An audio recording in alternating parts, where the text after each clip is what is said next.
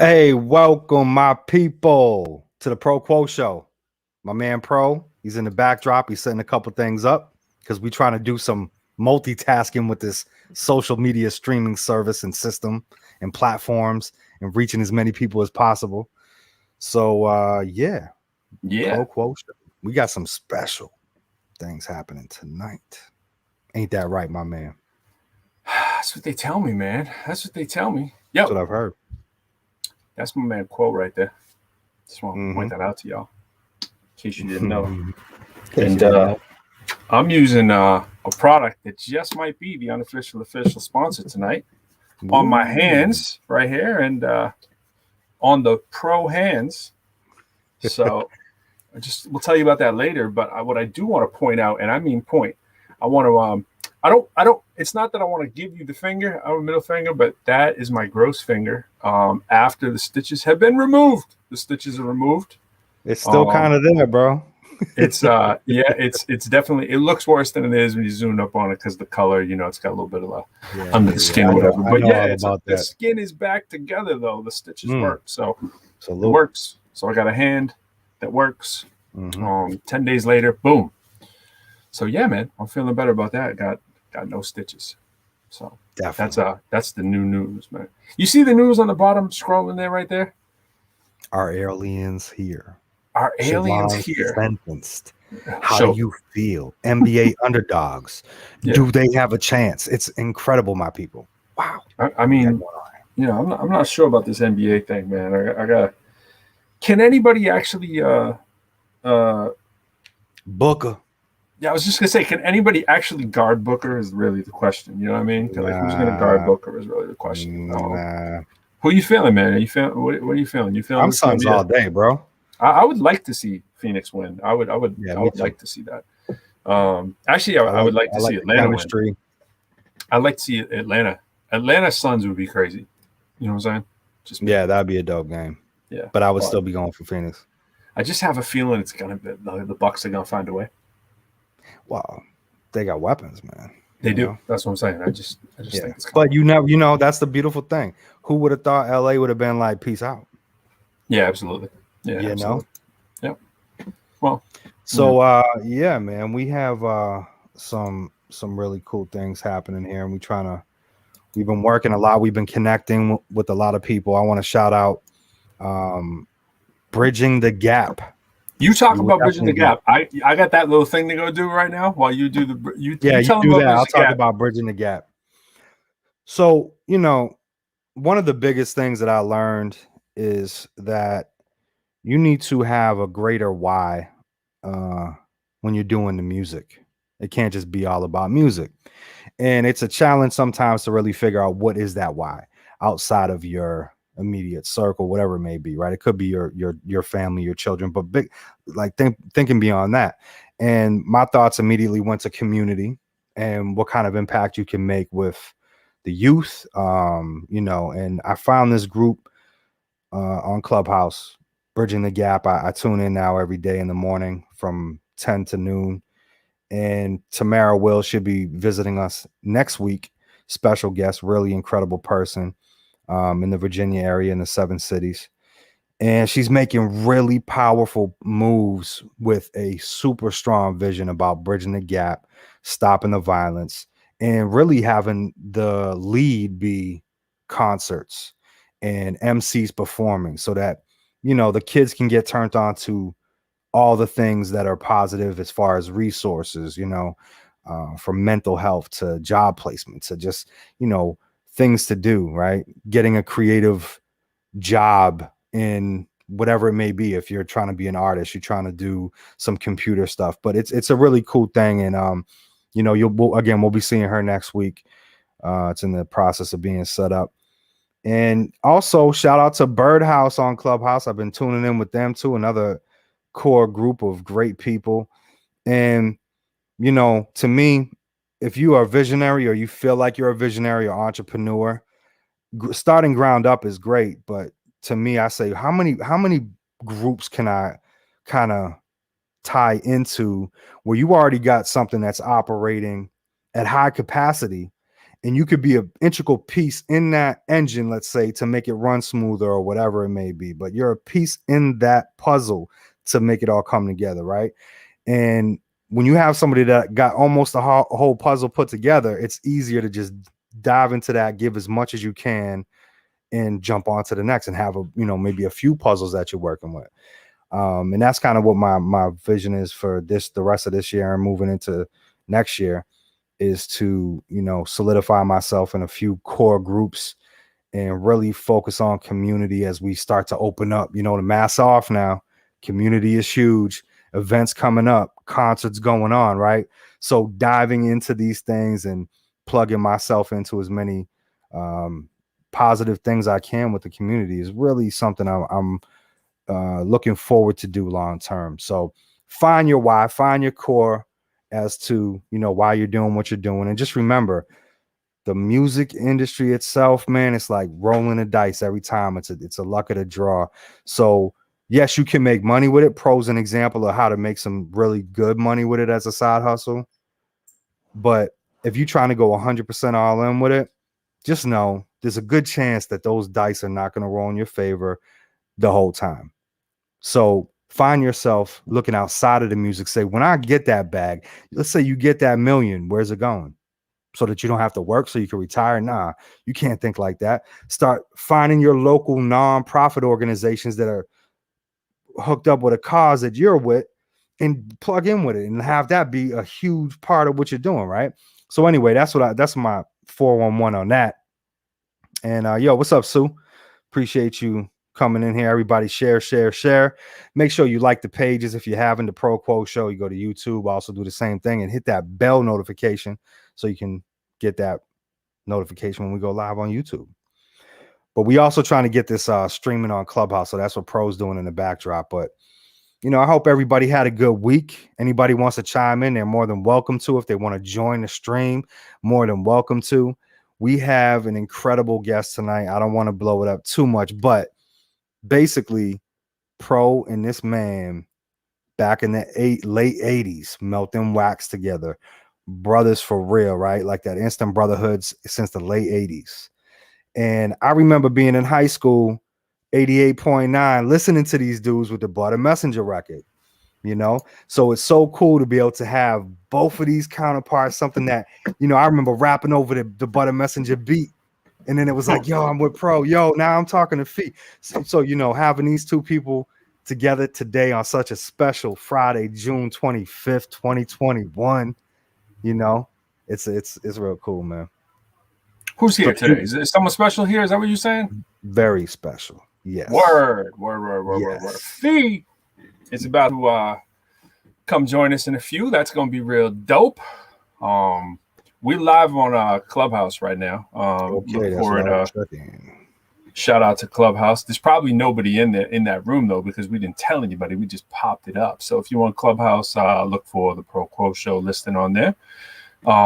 It's only fitting that we do that when Fee's on, and it also lists the tinyurl.com/the ProQuo Show, so you can comment there live through the YouTube feed. Correct. But that's about it, man. This Fee cat, man. I know some things about him too, man. You do. You know quite a bit. I remember them Butter Messenger days, man. Yo, a lot of people don't know. We were hand making those logos. I remember Fee redrawing the sword. We were working on the sword, and I was like, "Yo, look at the sword." He's like, "Maybe I should redraw that." And mine was a little crappier. And so yeah, we draw those out like by pencil, and that's kind of how we do right now, right? It's like get the fam involved, working on the art, much as possible, definitely, as much as possible. Yeah. So people don't know that. It's a little tidbit. That's my Fee tidbit for the day. Yeah. But yeah, man, Fee's it's funny. I don't want to take away too much about what we'll say, but when you think about like how you even get started, you know what I mean? Like you think about like what song it is that makes you want to rap or what, and I was making, like I think I told you the story. I was making like pretend rap songs. Like I was like listening to songs on ERS when I didn't even know what ERS was, and it was like roots reggae, and then there'd be like hip hop songs on after. And I was like, oh, this is like the Sugar Hill Gang thing. even though I didn't even remember who the Sugar Hill Gang was. I just knew they had the dun dun dun dun dun dun. You know what I mean? Yeah. And from roller skating and stuff. And those would always be the songs. You'd be roller skating as a kid. I'd be like, yo, those are the crazy joints when the hip hop songs would come on, or Michael Jackson or whatever. And then go to New York and see like Michael Jackson in the 80s, you know, all the breaking and stuff. I remember people throwing money at them and go, wow, you make money for like dancing and rapping. And then hearing ERS wanting to write, I'm talking like 10 years old, like writing, you know, like little silly rap songs with it, right? And it wasn't until I met Fee, who played an instrument, and I had an instrument just from a family member. I didn't really have any skill, but I had, you know, an aunt who gave me a guitar, and he's like, you play, you know, like on when we were chumps in high school. He's like, yo, you play that? I was like, yeah. He's like, oh, I play drums. Like, what? You know what I mean? It's just funny how weird things like that can get you, you know, take you to where you are. So it's like, think about full circle in the schools. It's like, you know, with music being less and less in the schools and arts being less, all these like young potential cats who could be the next, you know, virtuosos. You don't know. You know what I mean? And so it's like the importance of exposing, you know, kids to different kinds of music and instruments and just music at all. It doesn't have to be hip hop. You talking about your younger days, man, brought a memory back to mind, man, when, you know, before you could get the instrumental on the CD single and it was just tapes popping, right? I mean, it was difficult to get an instrumental back in the day, right? And just writing over, you know, you got the beat going with the dude rapping and you're writing over that. Yo, that skill, when you turn that on, man, that's how you know you're a real lyricist. When you can have someone rapping in your ear, you're writing a whole rhyme to the beat. Lost you for a sec. It's perfect time to you're gonna come in 5 seconds because you always do. He's got like whenever he falls out, there he is. Yeah, it's like whenever you fall out, it's like 15 seconds. It's like I knew you were coming back in 5 seconds. You were saying? Oh, sorry. So I was saying that, you know, writing over the MCs and the, you know, the record that was already made on tape, and you got your pen game going while the dude's rapping in your ear, the beat's playing, but you're still vibing. That's like that true lyricism. Yeah, man. You know, quality that you take for granted. True lyricism. I think about, you know, like when we made the shift, right, at like high school, like, you know what I'm saying, starting to do like for real rap, right? But or what we called for real rap.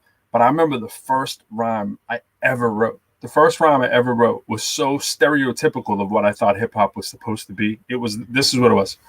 Policeman in the can. While he's there, I rob a magazine stand. That was the first rap that I wrote. Policeman in the can. While he's there, I rob a magazine stand. I wrote that when I was like 10, you know, at my friend Warren Curry's house. You know what I'm saying? I was like, policeman in the can. While he's there, I rob a magazine stand. When my wife, she saw me with the goods, she said, what did you took? I said, I really don't care because I'm a crook. I mean, you can hear the whole old school dun. That was literally a policeman in the can. While he's there, I rob a magazine stand. When my wife, she saw me with the goods, she said, what did you took? I said, I really don't care because I'm a crook. And then it was welcome to McDonald's. Oh, wait, I gotta get the start. Wait. Something like dun. Yeah, my feet can't move until they feet the beat. It was McDonald's. So it was a McDonald's rap, and it was like, oh man, I gotta get the intro. I'm doing. I can't believe you could reach that. Dude, the only thing I remember, I'm letting them down. My first rap was called Killer Hill. And it was like, you know, chilling on top of Killer Hill, and it was like it had a rhythm, but that's all I can remember from it. I remember Killer Hill was the football field that we played on. We'd always get messed up, so that was like getting tackled on the Killer Hill. It was like the football theme song that I had. It wasn't my first one, but it's the only one I remember like title and a little bit of the verse. You know, like wow. I was saying, yeah. So for you to be able to pull all that.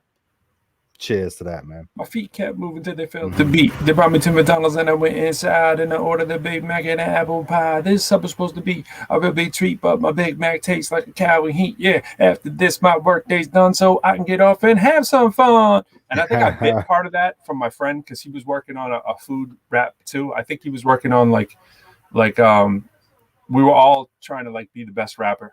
It was me, Matt Lemieux. I think Matt Lemieux is who I bit some of that from, because he was talking about. I think his line was he said, yeah, I think it's hard to recall exactly, but he said something like, "Yo, Big Macs taste like a cow in heat," and I was like, that's going to be our punchline. I was like, walking down the back alley street. My feet kept moving till they felt the beat. They brought me to McDonald's and I went inside and I ordered the Big Mac and the apple pie. My supper's supposed to be a real big treat, but this Big Mac tastes like a cow in heat. Yeah, after this, my workday's done, so I can get off and have some fun. Walking down the back alley street.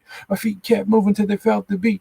They brought me to McDonald's and I went inside and I ordered the Big Mac and the apple pie. And I was rapping like on beat like that, you know what I'm saying? Like it's like just to go the and I was in my head going, I could probably do this, you know. So then when we got up with Fee and we were just kind of doing it, it was like, you know, like it seemed like automatic, you know, but I remember the first ones that I wrote when I was like 10 and 11, that as bad as that was, it was like, you know, and I was like, yo, other people weren't even doing that. So I was like, maybe I could do this.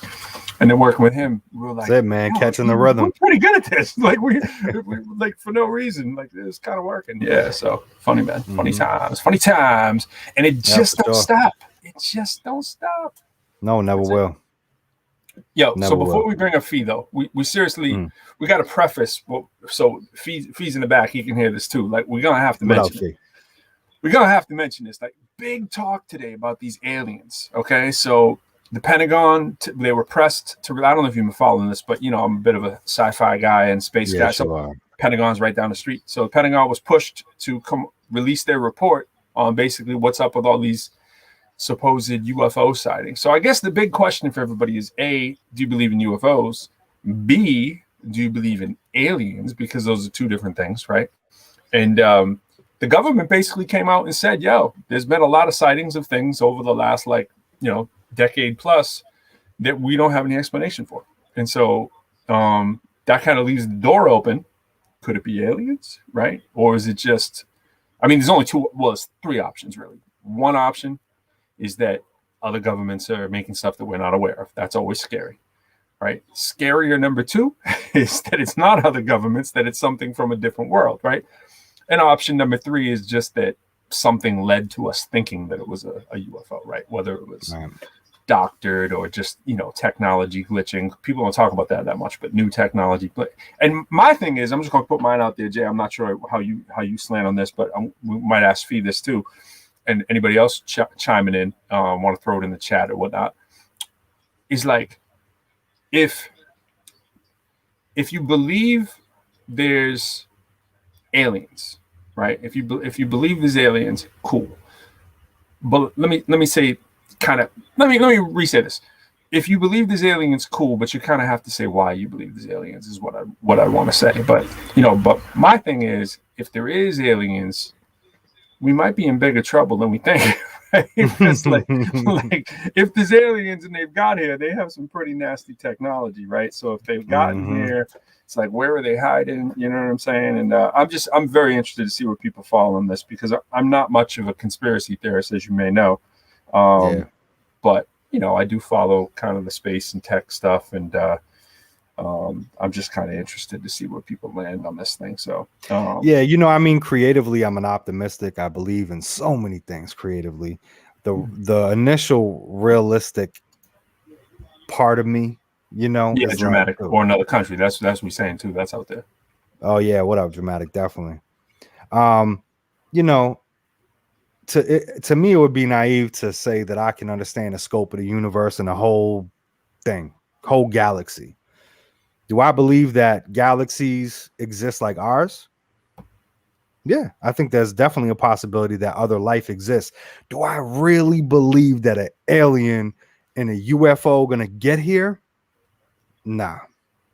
But at the same time, like that's like the initial belief. And then if I think about it, I say, you know, this makes sense. This sounds like it could.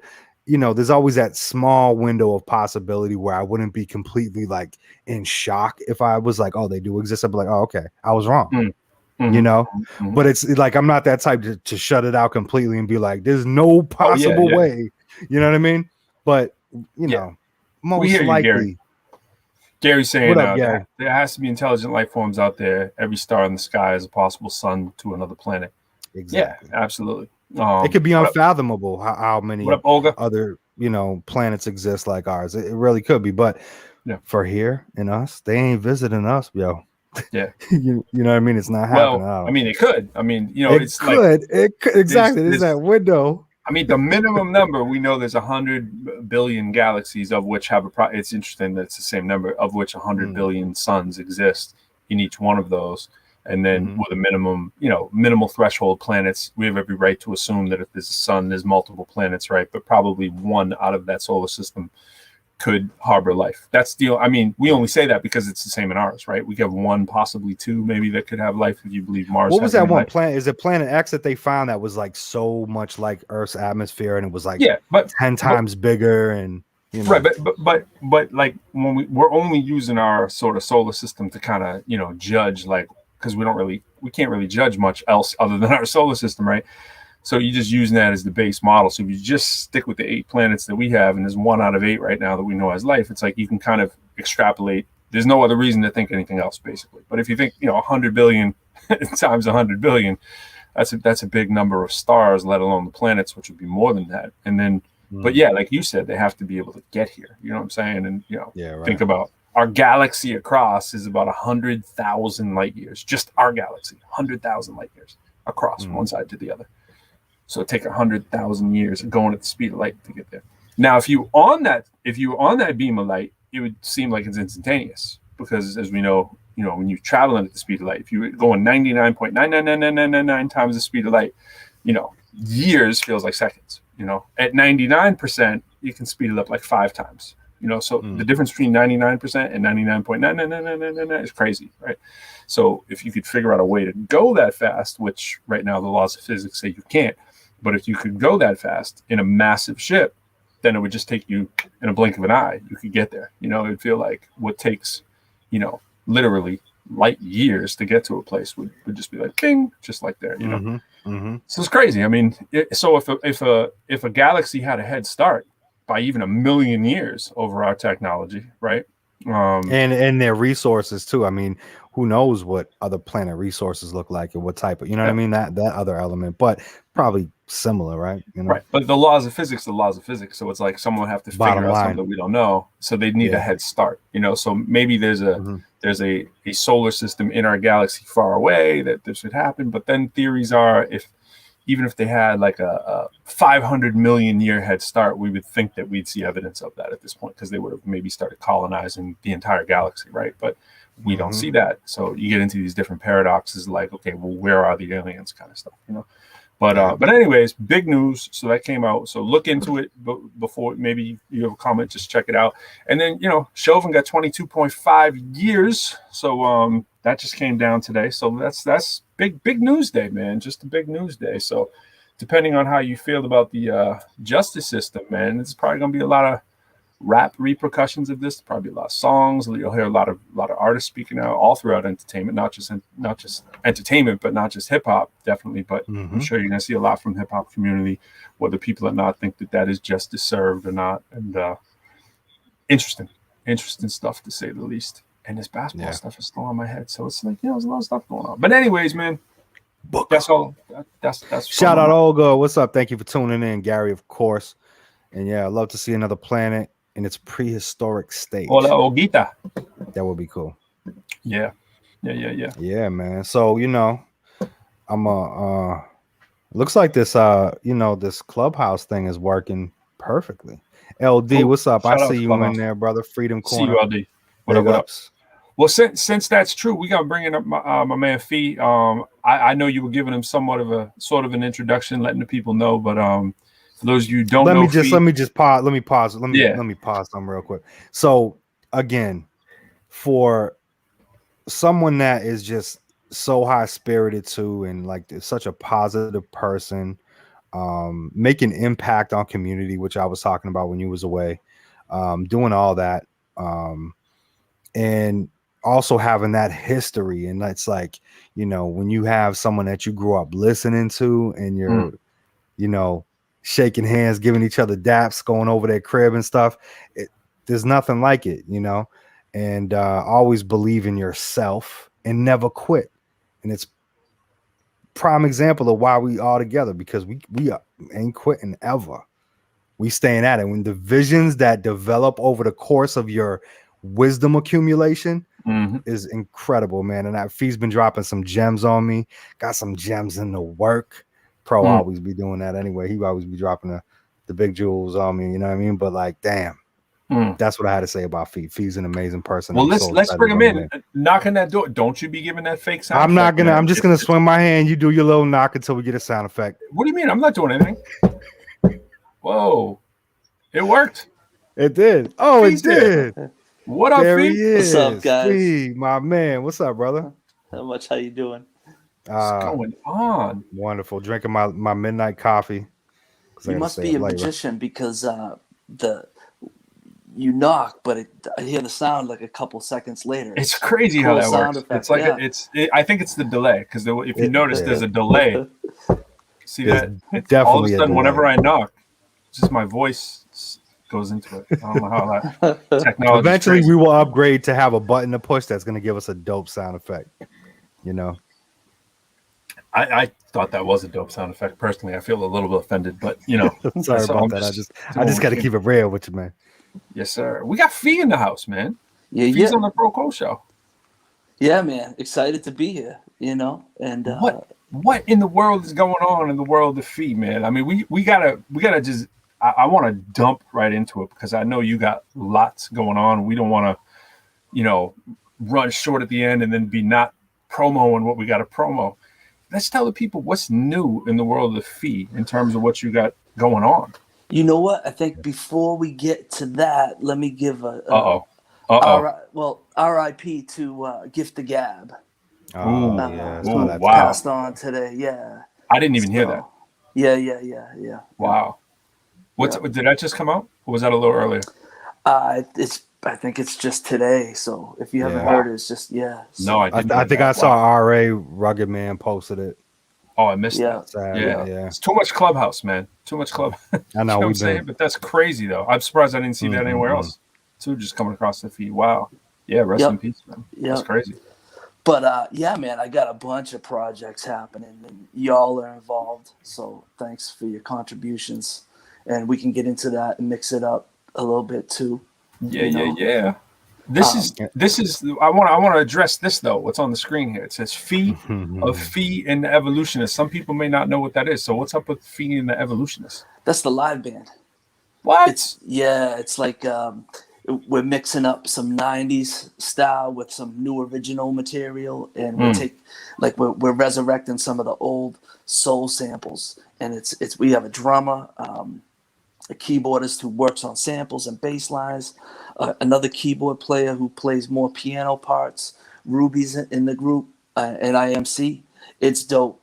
It's Troy Cromwell on keys, Zeke Martin on drums, Ben Hillman on keys, piano. Yeah, that's a talented lineup. Yeah, Ruby and myself. It's dope. It's kind of like the Roots. You mean it's that on the bottom of the screen? Big Ben Hillman. The professor of funk. Wait a minute, professor?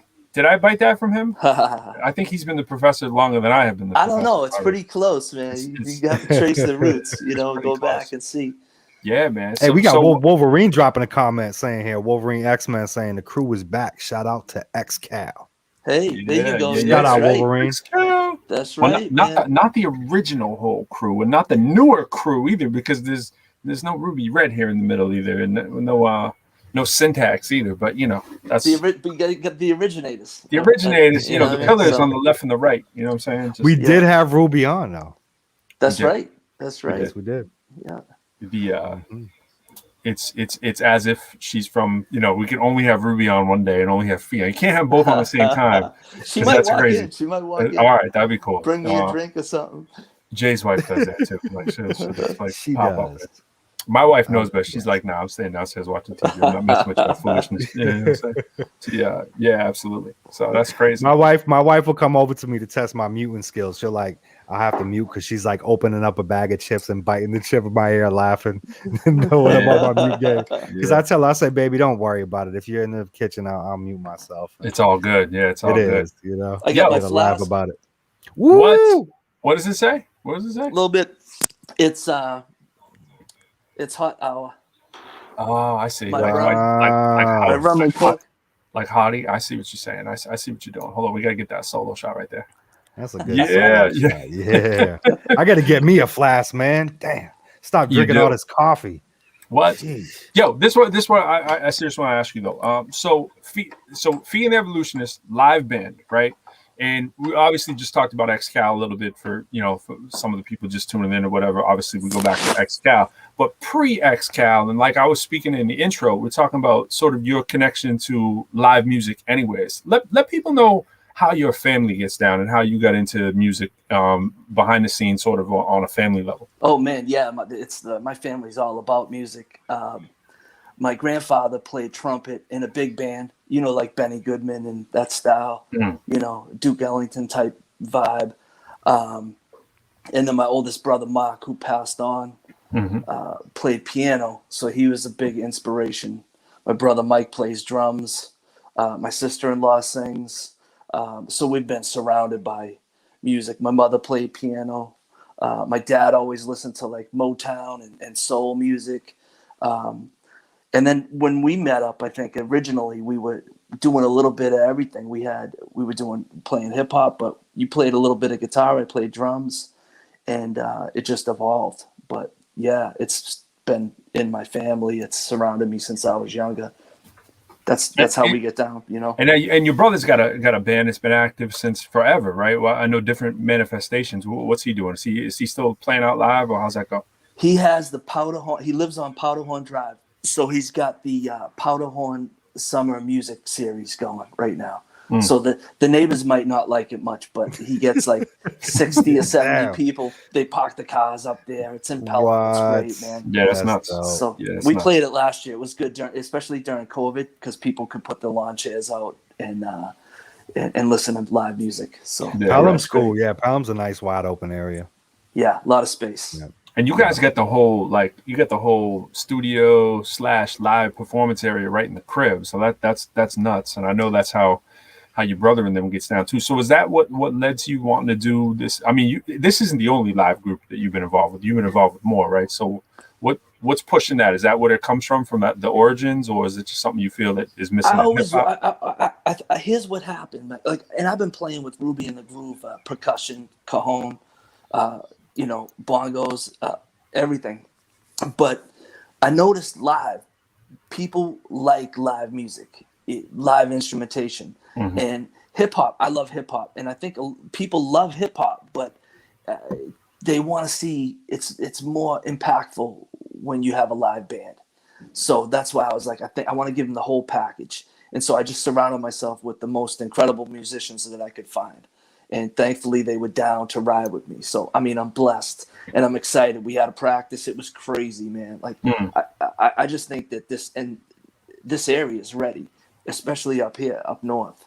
They're ready. So things are open. Sure. Things are like on and popping now with the opening, or what? It's on and popping. And I think they're craving for something like this because there's a void for this type of style of music up here. And so we're going to fill what's funny is, like, you think about it, right? So jamming 94.5, right? I think it was right before COVID. Sister company comes out, a hot 96.9, right? And 94.5 took the new school stuff.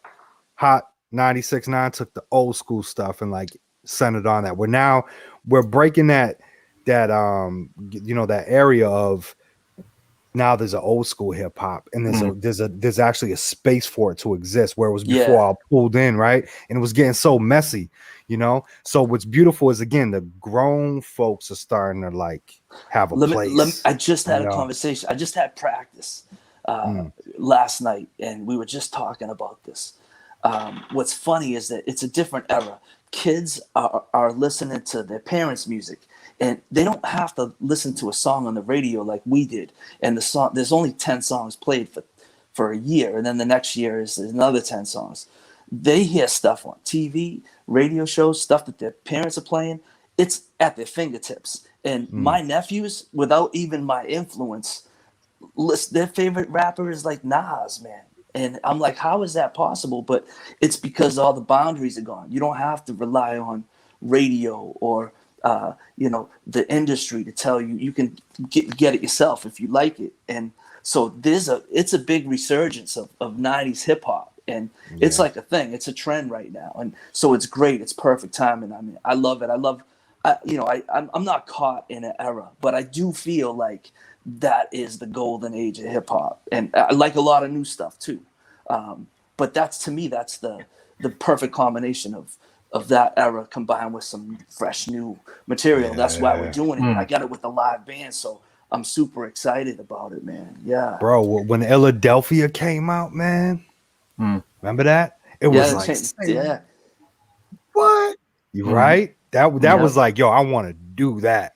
Yeah. But it was like, again, putting it together, right, and getting all the artists, like, especially not being a drummer or a guitarist or any, I was just an MC. So if I would have had that access to say, and wherewithal to say, let me get this together, I wish I would have done that. So for the fact that you stuck with it and you've got something happening now to build around, man. Come on, man, with the elites, all y'all elites, thank you. It's veterans, man. I'm super excited. And I mean, Pete and I used to mess with live bands back in the day. You know, we would always kind of hop in and get a live situation, but I think the time is right now. And it's funny, you talked about the crib. I'm in the studio right now. It's upstairs. And then we have the living room downstairs, which is like the acoustic area that I have my cajon and acoustic guitar. And then downstairs we have the PA and all the equipment, drums set, guitars, and it's dope, man. Yeah. You know what I have? I have the 4x4. Hit your head every time you want to move around. You know what's funny is my wife does coaching on the other side, right? She's an executive coach, and so for whatever reason, when they put in this is one of those sloping ceilings, as you can see, but when you walk through the door is like a 4-foot door, right? It's like a 4-foot door, but it doesn't need to be, because it goes like the ceiling is like 6'6" when you walk in, right? So you're bending down to get But yeah, so people see me walk in, and I'm like 6'4" walking through the door, and the people over there, they're laughing. They go, "Yo, is that like a clown door over there?" And I walk through it. I just come out of nowhere. I don't say anything, and I just go in there. I hear the people rolling. Go, "Yo, what is that?" The real trap door. She's like, "Nah, it's not what it looks like. It's just they built the door really low. We can't figure out why they put such a small door, but probably the only door they had." But hey, shout out to the queen, P.S. Perkins, in the building. Yo, she said, grown folks like me, especially conscious hip-hop. There you go. Hey, man. Yeah. Hey, you know what, though? At the end of the day, the stuff that isn't conscious, right, as much as, you'll listen to it and you'll go like this, you'll be like, oh, man, just another group, like, just buying the okie doke and saying whatever, you know what I mean, whatever the industry wants them to say. But, it's funny, like, in time, for some artists, that's conscious for them. You know what I'm saying? Like, they're talking about what's going on, what they're seeing, what they're and it gets to a point where you can buy into the hype and you can just make songs 24/7 like that, right? That you like, I think people want to hear. But we all kind of guilty of it. Even when we do conscious stuff, we're all kind of guilty of saying, oh, I think people will want to hear a conscious song. You know what I'm saying? So it's like there is a marketing element of no matter what you're doing, but it does get frustrating when you see just sort of the same old thing 24/7. You're like, man, can't they promote something else on the radio? Just let someone else get in. Jay came over the other day. We went to Bahama Breeze and we were talking about this. Yeah, right. Shout out Bahama Breeze. Do you most unofficial? That was a great time, man. It was. And are you hearing some snap crackle? Oh no, you sound. I hear it. I hear it. Yeah. Are you hearing it? Yeah. Is it subtle? Hopefully, it's very subtle. Man. It's so subtle. If you didn't say it, we wouldn't have heard it. All right. Now everyone's gonna be like, I didn't even notice couldn't concentrate. All right, cool. But it's the aliens. Anyways. That's what it was. I was thinking they're up in Nashua all the time, man. But we were talking, Jay and I were talking about this, and I there's no judgment because I like a lot of that stuff, right? But like I wouldn't write that personally. And the reason why is because I feel like you got so much time in a song, right? To grasp people or to let them know who you are. So to me, I want to use that time like in a serious way, even if it's like some good vibe stuff. I want to kind of convey exactly what is on my mind or my personality or what I'm trying to say. So that's why I feel like I'm going to do some conscious stuff. It's going to be intentional, especially with everything happening right now. If you don't have time to say something conscious with the state of the world, then really, what are you doing? You know what I mean? So that's how I feel. Yeah. And you know what, man? Look, I do. I mean, not for you, Pro. You may not agree because I know you don't. But sometimes I want a number one super size or a large with a Coke. Like sometimes you have to have McDonald's. But I would prefer to go to a Bahama Breeze or a high end restaurant that really cares about the details of their work. But the majority of people be going to McDonald's, and that's just what it is, and we can't figure out why, really. But you know what? That's just how the world is, and we don't have to worry about it.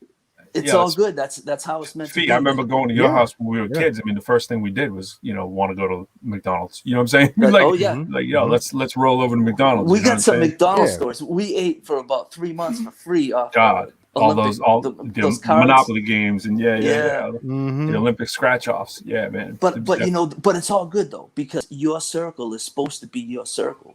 Like what you're putting out is what you're getting back. You give love where you get love. And you get love where you give love. So this is how it's supposed to be. That's not your lane, Deep. I so like man. What are you feeling about like we touch on this, but the return to live clubs? Do you feel this is going to be a different like reality when we're out there at the clubs? Like, is it going to be weird or awkward, or do you think it's just going to be business as usual when y'all get out there? I thought it was going to be weird and awkward, but I've been out the past couple weekends, and it's everything's pretty much back to normal, man. Like the I shouldn't say normal, but pre-COVID. And I mean, I'm not sure how I feel about that. I still think there's some serious stuff happening we got to pay attention to. But it seems like people are just out. They're just out more than ever right now. Like no doubt. Yeah. No doubt. So you got a couple projects. I don't know which ones you want to talk about. I know you want to talk about that one right there, right? I know you got something coming out. See that on the bottom of the screen there? Yes, sir. What's that about right there? What's that? Because I mean, we know, but we gotta ask you. That's a cipher track. I got two very special MCs on that track, and they go by ProQuo. Oh no! These guys right here. Yes, sir. Yo, guys, thanks for blessing that. You guys killed that track. Everybody, like seriously, killed everybody. That track. Like those people.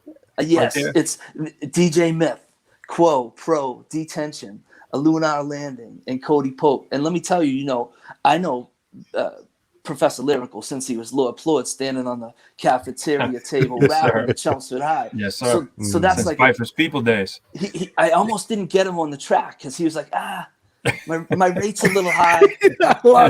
He's a tough nut to crack. My rate's a little high. I don't know. He was playing hard to get. And then nut. Jay jumped on the track, and it kind of came together. And then I played him, and Pete was like, maybe you know what? I might be able to find some time. I just get scared when I hear there's going to be a lot of people on it that I don't know. And then when I found out who they were and everything, I was like, oh, okay. Dude, it worked out, man. You killed it, too. The scratches are crazy. Shout out to man, DJ scratches man. Nuts. As soon as I heard the dude, whoever introed the whole joint, I said, who? What? I know who that is. That dude that introed the joint, though. Look what Gary wrote. Fee, it's funny. It's funny when people say stuff like this. Gary, shout out to you, man. This is all love, but it's funny. Like he's hipping us to this, right? Like look what he wrote. He wrote, a live band and hip hop is a nice combination. Brand New Heavies had a dope album with Master Race, Main Source, Gangsta, Cozy Rap. Yes, sir. Yes, sir. We know all about that. Heavies. We used to play that thing every day on WMUL, which we hey, Pete. formerly known as JWL. Oh, what a night, yo, that I just been through. I barely made it home from this hip-hop venue. Yes, sir. Yes, sir.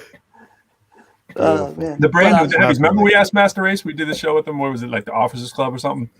You know what I'm going to say. That's right. We killed the show, and Master Race talking to us after, and he's like, yo, like, y'all were dope or whatever. We're like, yo, I go, I appreciate that, but what could we do to like make it bigger here? Like, what should we really do to really take it to the next level? And his answer was, move. I was gonna be on it. Move out. I was like, nah, I ain't doing it. I'm not. I can't do it. I'm not I reached out to him a few years ago to work on a track, and I just never followed up. But he was receptive to it. Yeah. He did a track. He's one of my favorite artists.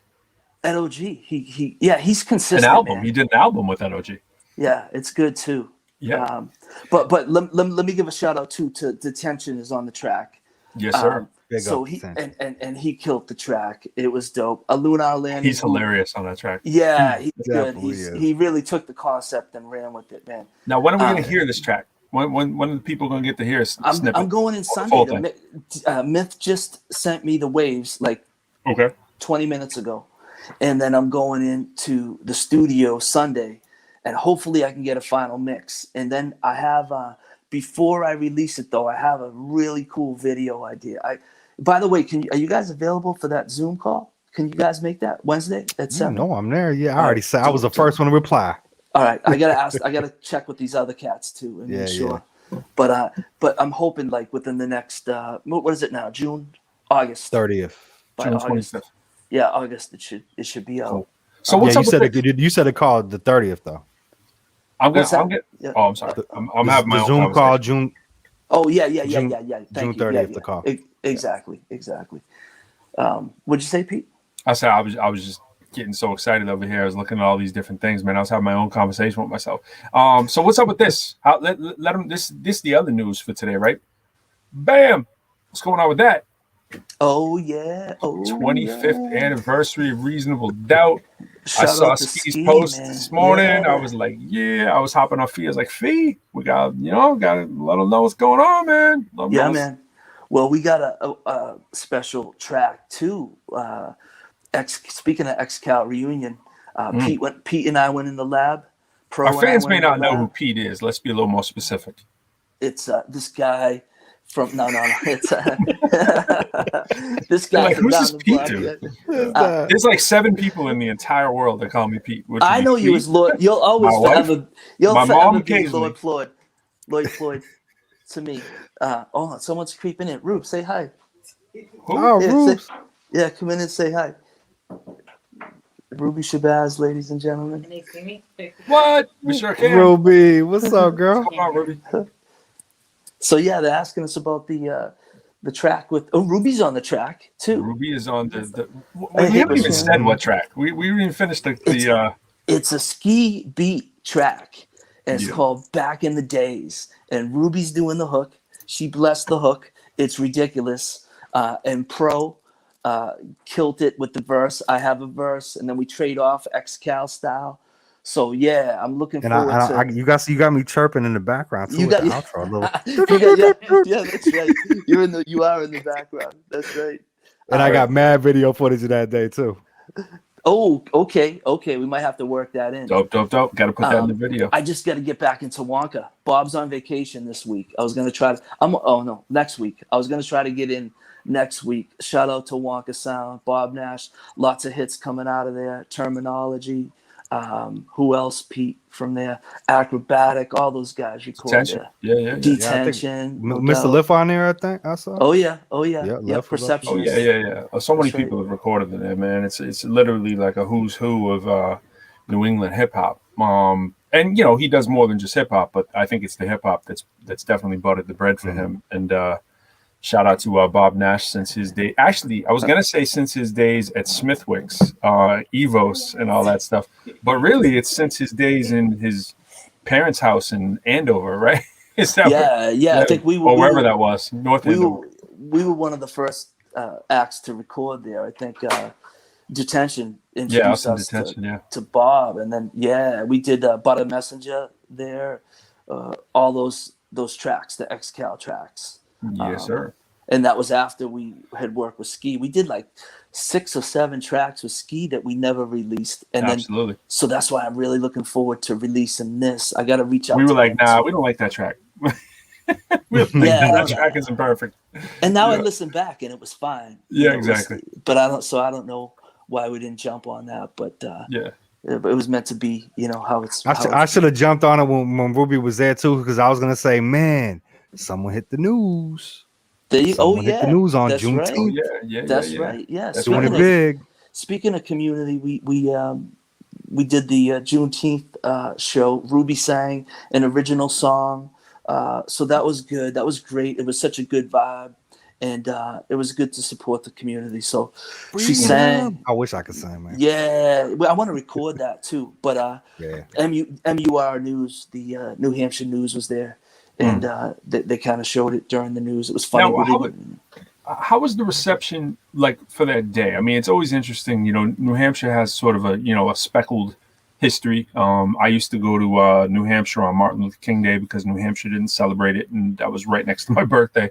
My grandmother would take me up every Martin Luther King Day to go up there. And do you feel like a palpable? I mean, and it's interesting too because Jay and I were talking about this too. All three of us here have melanated significant others, right? So obviously the Juneteenth situation and even the Chauvin sentencing today, you know, has deeper meaning, especially to all of us, like I said, with significant others who feel it, you know, maybe more impactfully, right? So could you feel like a tangible difference in the air? Like, does it feel like things have changed, or do you feel it's a lip service up there, or they just, you know, what's your take on that? I'm always interested in that. Nashua is super progressive, and I love it. Love it. The mayor is super progressive, man, and has been, and it's inclusive, and it's friendly, and he makes it a point at the sake of kind of taking some heat for it, because not everyone feels like we do, or is progressive, or is open and accepting as we are, or probably your viewers, if they're watching this, I would assume that they have that mentality. We love all our viewers. Yeah, and so it's great, and you can see it, and that's one of the things that I try to do. We worked with the mayor and did some songs and about Nashua, and I tried to have a residency. I built up a residency at a place called Rum. It's on Main Street, and it's like a Caribbean bar. And we played like once a month, and it was diverse, and not only diverse, but it was a lot of younger and older people there. And it was great. We were getting like 50 or 60 people in there, and it was fantastic. But then COVID hit. And so that kind of, you know, for a year we weren't doing it. But I want to build up something like that again with the Evolutionists. And even the Evolutionists, if you look at the Evolutionists, it's diverse. Yeah, absolutely. All different backgrounds, and so everybody brings a different flavor, because people have different flavors that they bring in musically too, and creatively. So yeah, Nashua's been great, man, and that day was fantastic, and there was a lot of people there, and it was friendly. I met a lot of people and saw some people I knew, and they had great music, and they had free food, and I went to get an ice cream from the ice cream truck, and that was free. So I was like, okay, I'll be back. I'll get another one too. I've been to those kind of events, man. The ice cream truck is free. Like, yo, that's the thing that sticks in your head. Yo, you got some people out here asking this. I'll run it by you. Gary, the last one here. Are we going to get to listen to some new tracks on this Fee and Evolutionist album? Is there some new Fee? Tonight, we don't have it. We're just putting it together. I think you got some stuff queued up, Pete, from the ex-Cal stuff. Yeah, I do. I do have that. You want to give me let me give a couple shout outs to right, cool. to Troy and Zeke and Ben and Ruby from the Evolutionists, and Troy DJ'd at Juneteenth Black Lives Matter show. And I want to give a shout out to DJ Myth, Detention, ProQuo, a Lunar Landing, and Cody Pope. Thanks for blessing the track.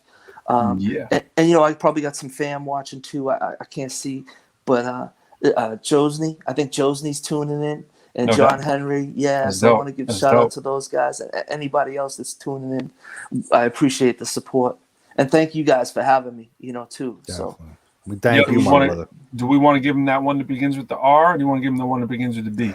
Let's give him the R, man. Let's take it, and let's say before you play that. What's up, Jay? I was gonna say, let me do one additional thing here to what we were talking about New Hampshire.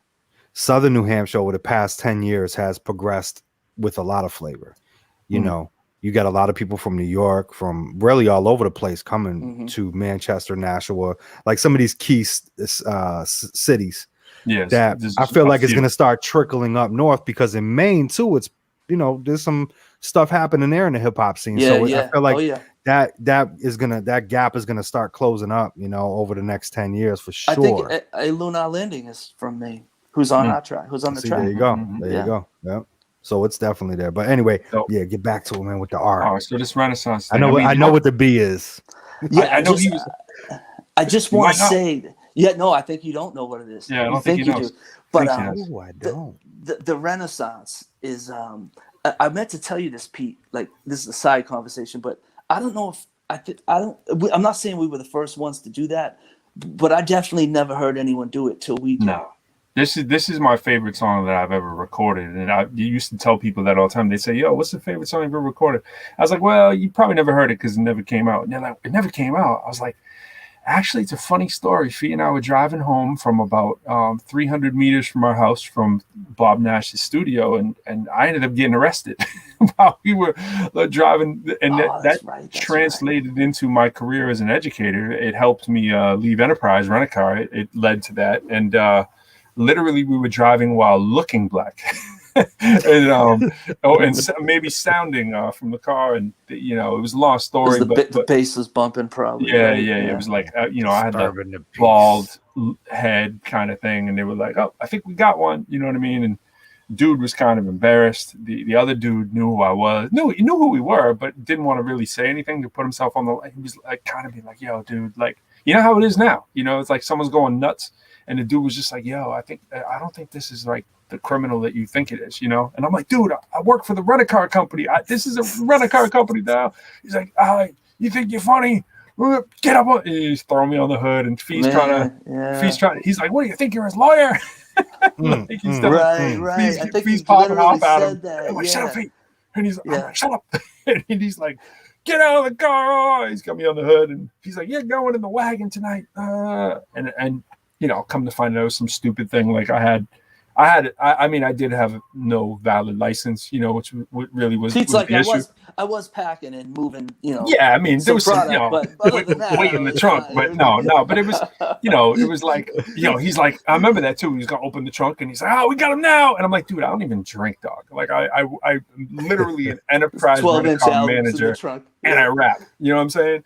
But anyways, It was like, if it wasn't for that, I probably never would have made that jump that I had been thinking about for like a year and a half. Fee and I, we'd see all these artists renting cars from us, right? Because Fee worked with me there too. You see all these artists that we know, all our peers, right? And their careers are going like, ding, ding, ding. And meanwhile, we got like the biggest record in the whole, like at the time, and like all of Mass, but we couldn't really support that record the way we were. We're driving the skis every weekend. You know what I mean? Well, speaking of the Renaissance, right? You say you like that record, and that's one of my favorites too, if not my favorite that we recorded. But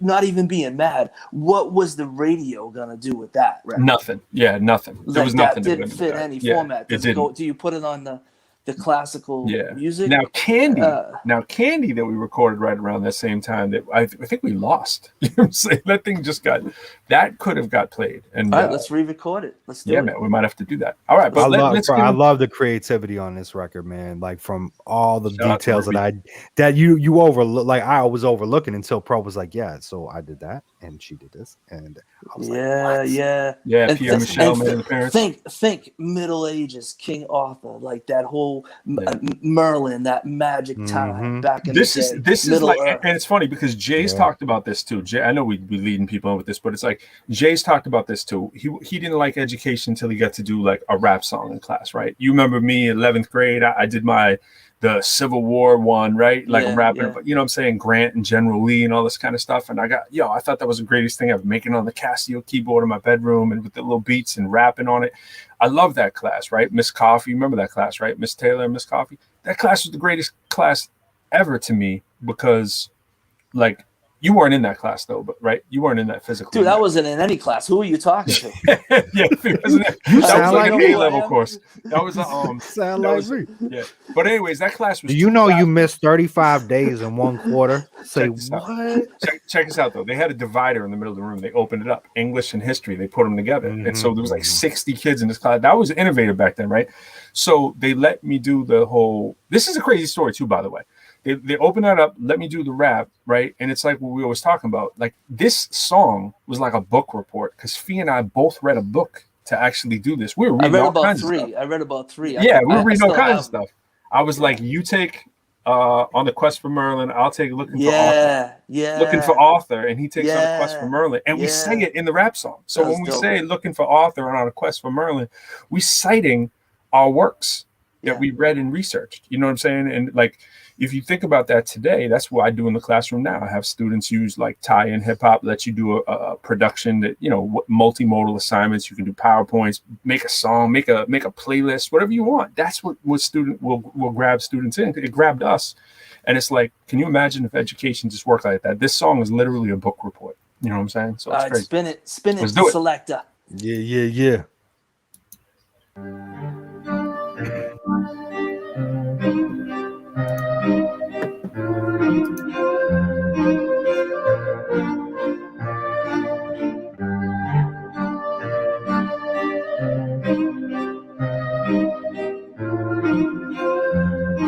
The Renaissance, Excal. On a quest for murder, trying to overstand this whirlwind. L-I-F-E, the world keeps turning, burning seeds to smoke. The necromancer, Philly fat sticks till my lungs obtain cancer. Looking for author, dragon of the pen, I be the author. Don't have to wear a collar around my neck to be a scholar. In the Bible I delve, I see disciples of 12. Like Grail Knights from Camelot, I Lancelot among myself. Lancelot with Lord, to vocally callous the palace of Excal. No absence of malice, just bloodstained streets and cobblestones. Camelot, Lowell, oh well, broken down homes. Looking for knowledge in esoteric schools, not finding colleges. Digging like archaeologists through layers of my consciousness. Held through the ages by the wizards and the sages. Through the pages of the almanacs of farmers and astrologers. Travel we like years from spot to spot. Life is a journey, trying to connect the dots. Arrive at a forest, trees burning. The round table keeps turning, 360 like Merlin. Messenger come to the beat of the drum. Oh, to new one to future, you can get some scripture elixir. You can lick or swallow, but tomorrow you'll be sleeping in your hollow. Toss my lyrics in a bottle, translate them like Aristotle for the people of tomorrow to follow for future models. 12 apostles, disciples, nights for all the months. Just remember in December, expect the Renaissance.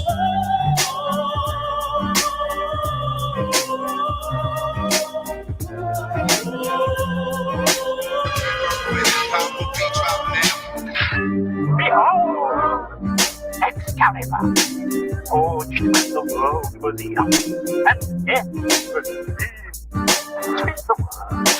A higher calling, sure as the world itself's revolving, evolving like Charles Darwin, solving a Kabbalah, taking you farther. Poetical Vasco da Gama. At first it seems ridiculous, like Nicholas Copernicus, but then it's on. Here it comes, the Renaissance, shaping your mind like Plato all the way to Immanuel Kant. Once in future, Luther, Martin Luther, Lord, Lord, nailing metaphorical scriptures upon your church door. Take size for a soul, then shatter the glass. So every man has a soul, respect that. Mockingbirds don't sing till the ones of future brings poetry.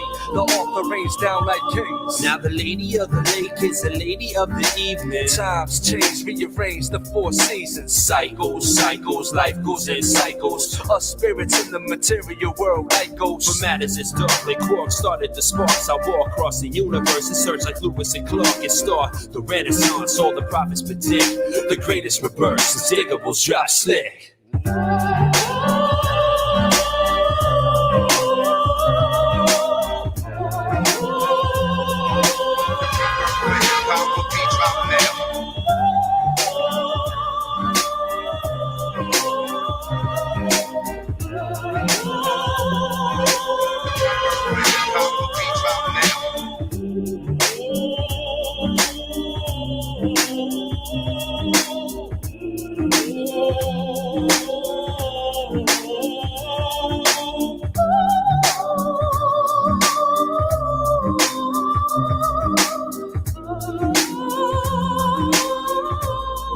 Hit 'em off. Like Newton's gravitation, with the world participation. I'ma keep my records like the earth in constant rotation. Standing ovation, rocking crowds in different nations. The 12 scales of art broken down for creation. From procreation to the final confrontation. We'll be present at the funeral of your back and ways of thinking. The Renaissance, Say on some on call us the alchemists, turning black wax to gold.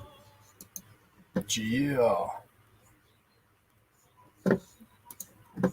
What's good, y'all? Uh-oh. Checking out ProQuo. Uh-oh. Hey, yo, it's crazy times in this world. That's why we doing this instant want that? brotherhood. It's all about the love and the respect, but we know you've had someone in your life who's been less than supportive about your grind and your movement. So say bye to them. We don't say bye to them right now. Yeah. Yeah. That was the Renaissance right there. Yo, shout out to Don Juan, who was driving, who realized we didn't have the Hip Hop Citizen logo showing in the right-hand corner. I was like, yo, what up, Don Juan? I couldn't hear him. And I finally figured it out. He's like, logo. And I'm like, yo, why wasn't the logo on? You checking out Hip Hop Citizen, man. Shout out to hiphopcitizen.com. Don man. Juan the Mac. What's up, brother? What up? Oh, Fee's muted. Fee's been talking. It was like, we missing him. What you saying, Fee? You know what I was saying? What's that? Call us the alchemist, turn the black wax to gold. Yeah, I was so excited with that line. I was like, call us the alchemist, turning black wax to gold. What? Turning black wax to pewter. Turning black wax. Pete, I got a little something for you here. Do we have time? Can I? We definitely have time. What you got? Absolutely for you, man. Come on, bro. I'm kind of worried because I know he's got something. So I'm kind of worried. Give me the full screen here. Oh, this is gonna be embarrassing. I can just feel it coming. I know it is. All right, here it is. It's not. Do you remember this? Oh my gosh, I do remember that. That's a card. Pete used to send me. This is a Christmas card that Pete gave me way back in the day. Shout out to Fly. He's in the background. But hold on, it doesn't end there. You ready? You ready? All right. And the name's Lord Plord, the man with force. For your rap needs, I'm the source.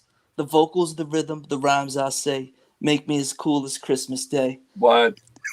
I'm as cool as ever, like snow to the ground. I'm even as bad as Kringle, but not quite as round. Wow. I knew it was going to be embarrassing. Oh, let me see that. Look at that. In full effect. Yes. That is priceless. I mean, you haven't really had a Christmas till you've gotten a... Wait a minute. What do you got there? The Bounty Lounge. Yes. July 9th. Woo! Excalibur will tear up the dance floor with their Bobby Brown and MC Hammer dance moves while jamming to the best. What does that say? Did you hear me slide that in earlier when you guys said you went there? I was like, oh, the Bobby Brown dance moves. Were you playing drums at that show? Didn't you bring I was playing drums? And I brought a keyboard that we didn't play just for to look good. I wanted to be MC. Oh, yo, look at that picture right there. At that. What? Oh, my goodness. What? Look at my chest. What's going on there? Very sexy. What is going on? So, do you know what's fun? The funny thing I remember about this was in... That Excalibur coat, though, was fly. Speaking of fly, what up, Fly? Yo! Flies in the building. Hey. What's up, going bro? on, man? How are you, man? The man himself. Nice to meet you, man. I've seen you on the show. I feel like I know you already. Exactly. Man. You kind of do. Yo, shout out on that new video, man. I saw your son putting it down, by the way. Yeah, man. He getting better, man. He getting better by the show. I don't even care about the video, man. I'm as long as he gets we're getting to see the whole yard, though. We're seeing half the front. We see the front yard, the backyard. We're getting the whole view. Man, of the so man, like I literally was just putting my gate up, man. Like, man, so, you're just like, hey, I'm gonna make a video out of that. Why not? You know, it's like some Bob Tool Time or something. All right, that's smart, man. Have your son get your son in the game and have him be the videographer. Absolutely. Were you going to show us one more embarrassing thing here? All right. Oh yeah. No, I was just going to say that last one that I showed you was from the News Weekly, which.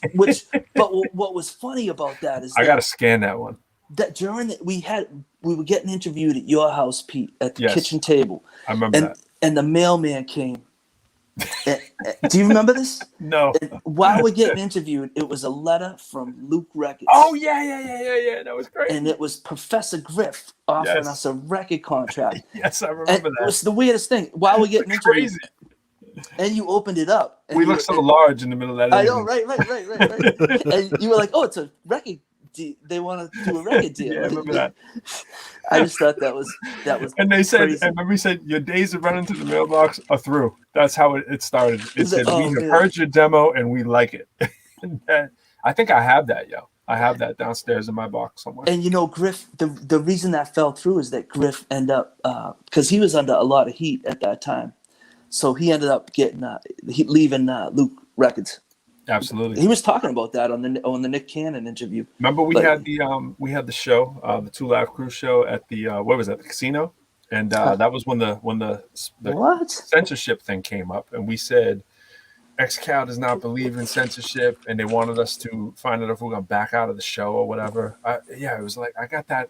Part of that is in one of those articles. If you read about it, it says, I think it's the one with the no shirt in the yard. I mean, that was like 1991. Oh yeah, I think Bro, you're right. what was you doing, man? You on your Vanilla Ice, B? You had your shirt all over, man. No, Vanilla couldn't see that, man. No, this is Fly. This is Vanilla Ice right there. Vanilla Ice. That's Yes. Vanilla Ice. Can't stop dancing with Excalibur. What is going on? Yo, I got that. All this, bro. I got that You picture didn't show me none of this. I got that picture somewhere, man. They're going into the history books, yo. I'm telling you, that man. one I have not seen. Hold on. What's that? Oh, that's in the bedroom with the Synsonic. We always felt like we were fooling them. If we pulled out the Synsonic drum pads, we were like, yo, they really believe we have a studio. We called it Poverty Productions. And we were like, yo, if you bring the Synsonic drum pad on the toy box and I use my keyboard and throw some speakers around the room and our turntables, they'll really believe it's a studio. You know what I'm saying? That's great, man. And it works because they were like, yo, look at this rap group. It's amazing what they can do. Oh, man. Sorry, Pete. Too much, man. I'll stop. That's hard right there, too. Poverty Productions. Yo, don't show the home phone, man. Don't show the home phone number. Yeah, man. We go back. That's crazy. Go back. And this is we we were like 17. Feeling like, yo, we got a great plan to get publicity. That's when we opened up for BDP. Oh yeah, I remember that. And 90. We ate their food. We sure did. Actually, not Chris's food, but what's his brother's name? Kenny. Yo, Kenny's food. How many people have been offered a deal by New Kids on the Block management and Luke and PE, Professor Griff? Griff, right? Like that is some distinction right there. You know, and later had Chuck D shouting out the book and everything. Yo, this will come full circle, man. Buy that album. Yeah, that's funny, man. Go cop that. Stuff. That's some funny stuff. Yeah, the history. I was gonna grab the thing downstairs with all the cool XCal stuff, but I didn't grab it. But I should have. I would have had to try to one up you on a couple of those, you know, because you've been missing out on the Christmas bag lately. Because people don't really know how we get down. You're getting stingy. Bag. Nothing but quality gifts go in there. Because you might get, you know, in the bag you might get a red parrot. You know, you just might get that red parrot in the Christmas bag, and then you might get Justice League wipes. You know, so every now and then something good comes out of that bag. The official, unofficial. It was better than when you worked at the funeral home. I was getting all funeral home stuff. Shout out to MH McDonough's, baby. Yeah, he's getting me on. He's like, what's this limb? No, nothing like that. But you getting bouquets and obituaries? No.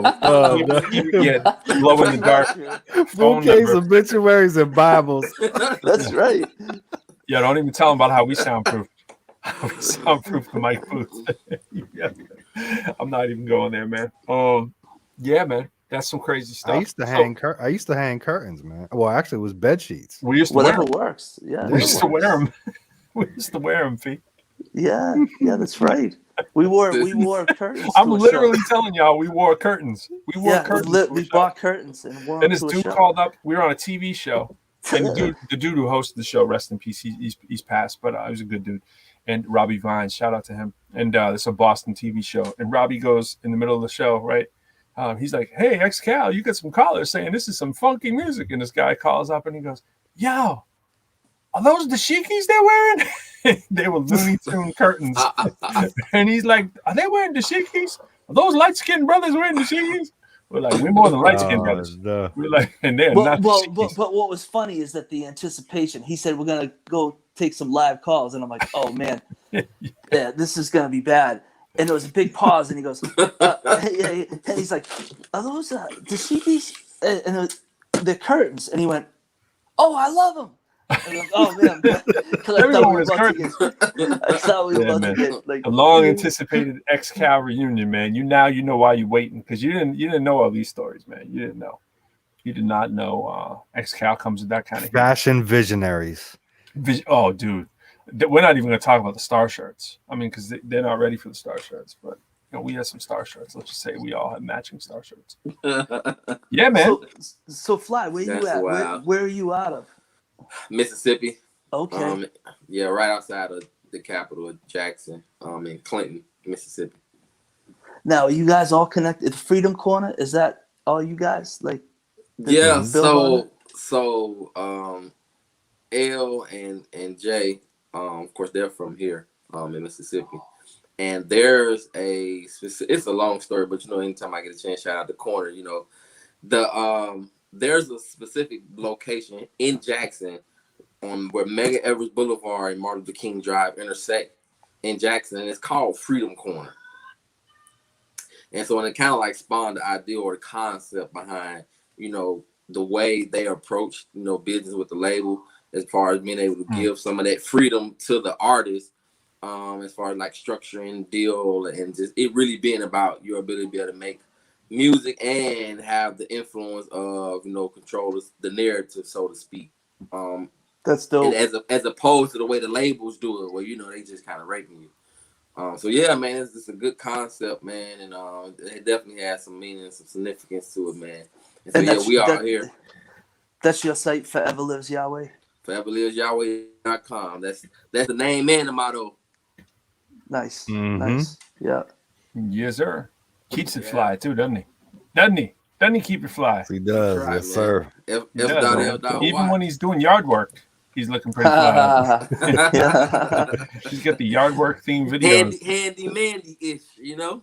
Yeah, man. That's how he gets down, yo.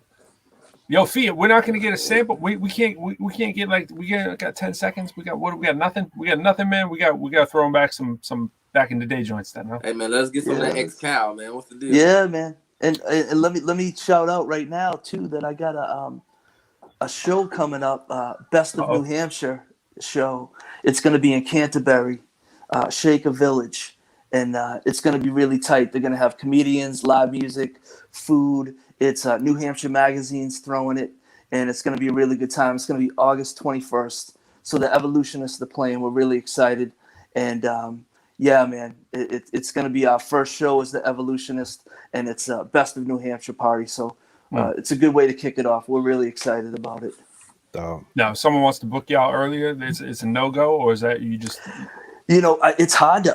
All these guys are busy, man. They're professional musicians, so their dates are kind of booked up. I'm gonna have to pick and choose my spots. I'm blessed to work with them, but it's also like we were trying to have Ben Hillman on the show. He was like, "How about 2022?" Yeah, I was like, "What?" Yeah, well, I can't do Fridays.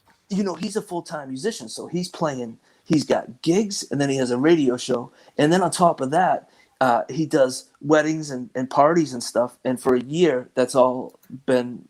People haven't been able to do it, so it's 2 or 3 times as busy as it normally is. So yeah, nuts. Got to work around his schedule. Everybody needs to open. We got some really interesting comments going on here. I can't see them on my feed.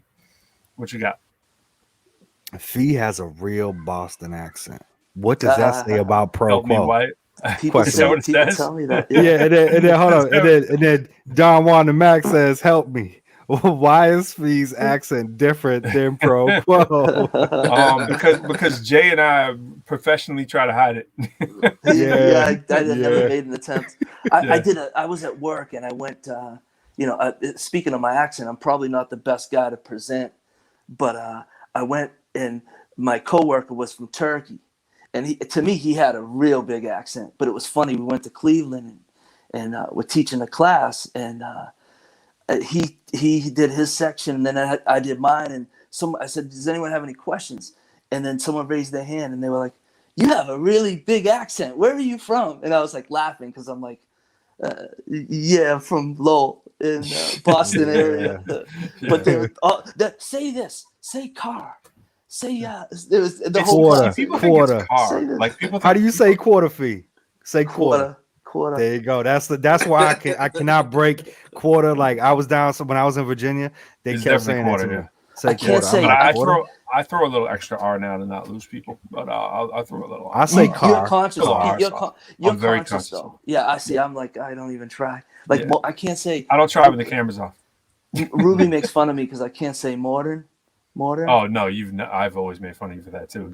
You say the word completely wrong. That's not the accent. You say modern. Dude, it's modern. Like modern. That's the other thing Boston accents do. We take away accents when they don't belong there. Like if you give us a word like No, but it's the other way around. We'll put an R in a word that doesn't belong to. That's the other thing people don't know. Like that's what you're doing.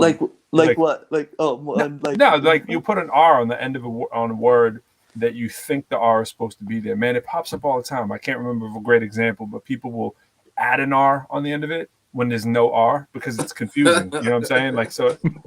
I gotta go to speech class so I can speak more proper. Speak more proper. Yo, you know what's funny about where I'm from though? Like that Route 2 area, you know, I can't, if I think about it, none of my friends from Leominster, the Fitchburg area that I was chilling with had a Boston accent. My cousins and my family definitely do, but my area, I don't know. None of us really. We had our own down thing. south for a while, so you kind of that was an influence. Plus, I think too, just being the MC and when you're, you know, I kind of wanted to work the Boston accent out of the way I spoke. You know what I mean? I heard somebody say, and I think it might have been Outkast or somebody was saying something like, we say it like this because we don't like the way this word sounds. So we're gonna switch it. You know what I mean? And I kind of felt that philosophy. But like, I don't like the way this word sounds, so I'm gonna change it to this style, and then it just becomes second nature kind of thing. You know what I mean? People that see me down here all the time, they'll hear me speak for like 5 minutes, and they'll be like, "Oh, I didn't know you had a Boston accent." You know, then they'll hear it and be like, "Yeah, it's quarter." I like that's how you know. I like it because it's regional, so people know where I'm from. Like, you know, Dunks kid. Dunks. No, I'm kidding. But it is regional where people are gonna know. My mother's accent and my father's accent are so strong that my son sometimes he just straight laughs at them. And he's 8. You know? He's just laughing. He'll like, "Oh, mommy, listen to how he's." And Henry has a Boston accent too. He only lived there for like 4.5 years. You know, so he says all kinds of things with a Boston accent. People around here are like, "What's he saying?" You know. But yeah, it's definitely a lazy accent. Yo, kid. Kid, that's kid. Too. Dunks kid. Hey, he'll go, daddy, do the Boston accent. You know, and your parents know, Jay. You know? They do. Your father's your father's a mess. Tell him take out the garbage before I tell him I'm getting home. And your report card, if it doesn't look right, tell your father he's a lazy bum. You know what I'm saying? Oh my goodness. I don't know why I always say father. Oh man, it's funny watching the actors trying to imitate. So bad. Accent. I feel like they're so over the top of it. It's like trapped. The car. I don't know if I could do a Boston accent no more. Like I could try to mimic my cousin. Are you kidding me? I mean, I could do like car calendar. Even that's the calendar. Give me the calendar. Give me the calendar right now before is that it? Did I do it? Give me the calendar now. Turn you into loser. the Boston. Give me the calendar. Give me the You're calendar. I guess I'm a loser. You have a booger. Take your booger out, you loser. So pissed and stupid. What'd you say, Fly? I'm trapped in the episode. You are, man. You asked for it, man. You know what I'm saying? It's like I'm trapped. Actually, no, Don Juan. It wasn't him, but you know, I blame Fly for whatever I can. Oh, all because that Celtics comment. You have been ever since that, man. I said he hold a grudge forever, yo. Boston people don't really say "ka" like that all the time. Like we know that is wrong, you know. So a lot of times we'll just go "car," you know, throw a little R in it, you know, because everyone's going "ka." I'm on my car though. Yeah, see, that's a perfect example. I used to definitely say "ka," but car that R, that bite in the that bite. I MC if you're in a rush, you go give me the car. Like you say it fast. It comes out at times for sure. But like Harvard is a good one because like when you say it like that, Harvard. It's like you know that everyone thinks you say it like that. So you're trying not to. That sounded perfect, bro. That was perfect. Welcome home. Do I say Harvard? No, see, I say Harvard. I put the R in there. So now it's can crazy, I talk man. about Boston without getting muted? Get your hands off the furniture. Yeah. Get your hands off. See, that's not. Get your hands off the furniture. See, furniture. It's furniture. Definitely furniture. Like it's so. But that's when you go furniture, you know, people trying to really overdo it. And I think like growing up in Lowell is it's one of the it's pretty vicious accent. It's the worst one there is. It's kind of Lowell is. It's kind of rural, so it makes it. It's like any rural area, especially in the South, where the dialogue, the dialect, or the language is similar. The vernaculars are different. You know what I'm saying? I like that though, because it's regional. Yeah.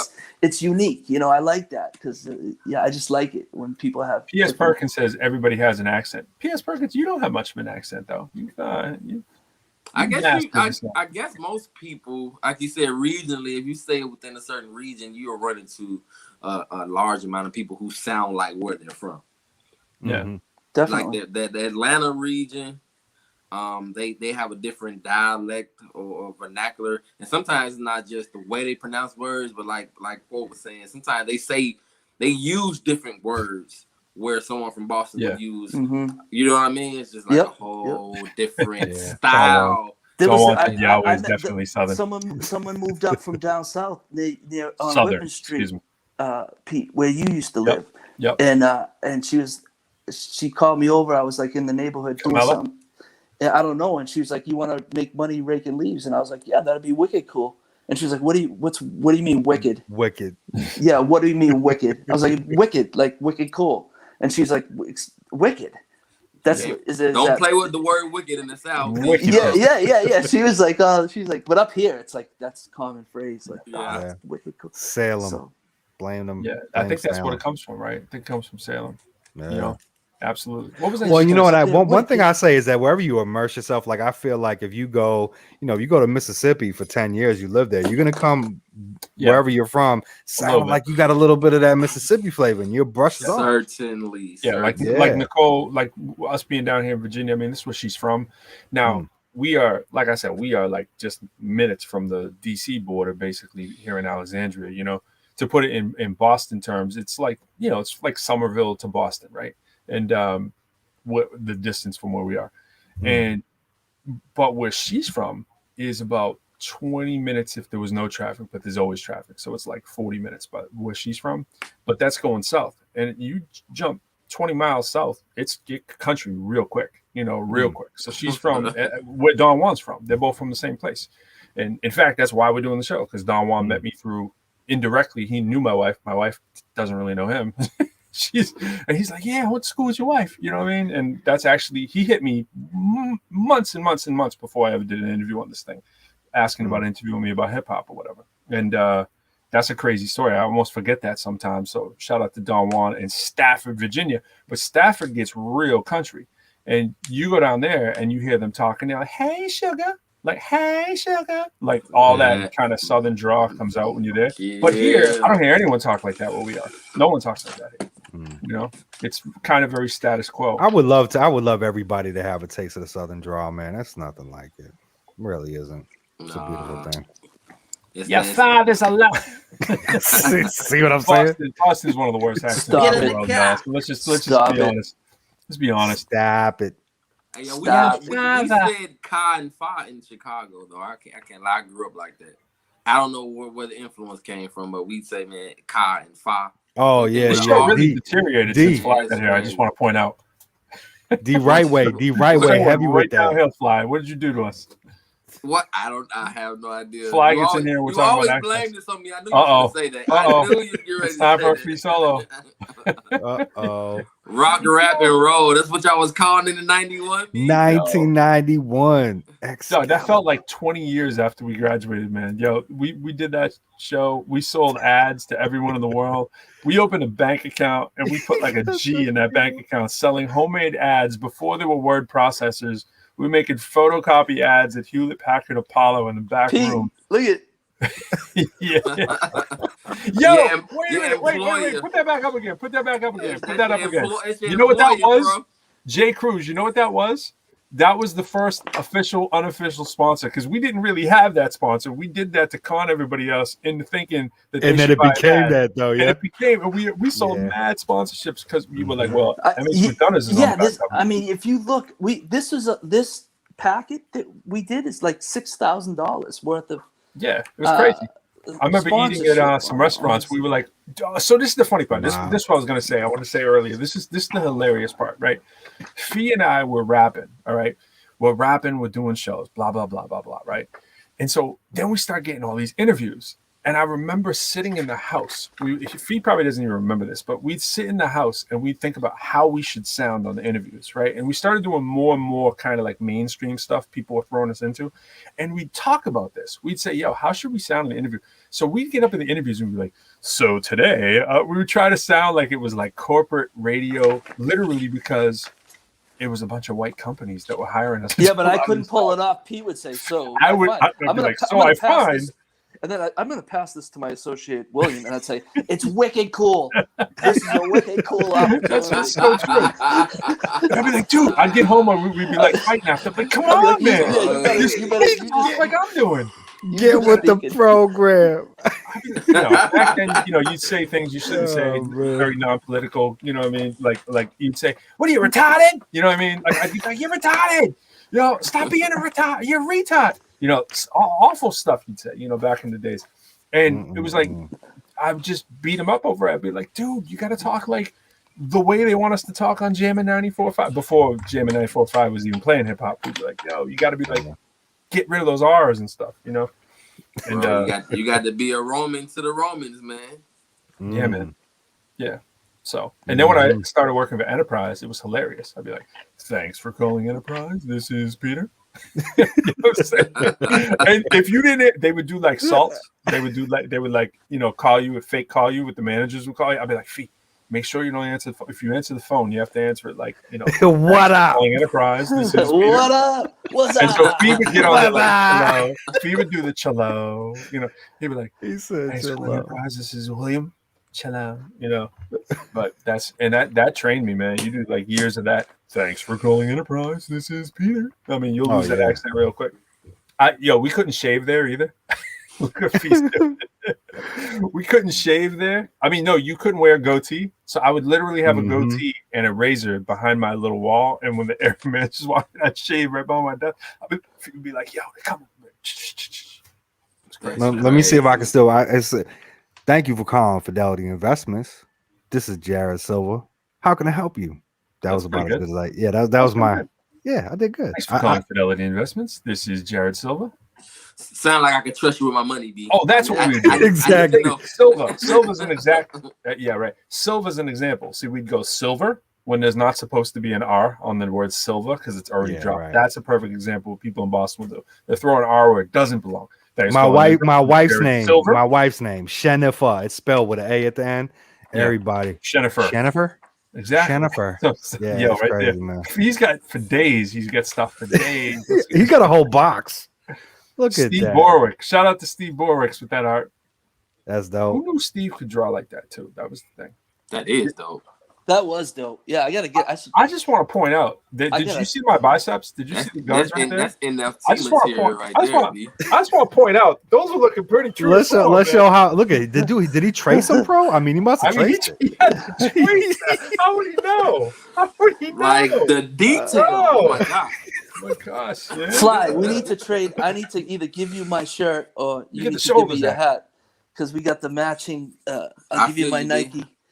My Nike shirt. Let's do it. Oh yeah, right? Look at it. There you go. Yo, we got to play something. We got to play something. We got to play something. Let's do battle. Me and Fly versus you guys because this is like a crew, right? The bottom two versus pretty close. Pretty close. Oh, you want to do like a versus battle? Let's do versus battle. All right, versus battle. Fly look like he could throw down. I just seen him hands come up real quick. He got that, you know what I'm saying? Oh, I didn't mean that.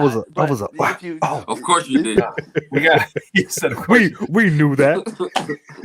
All right, we're gonna hit you with this. This song begins with a B. It is not but a messenger.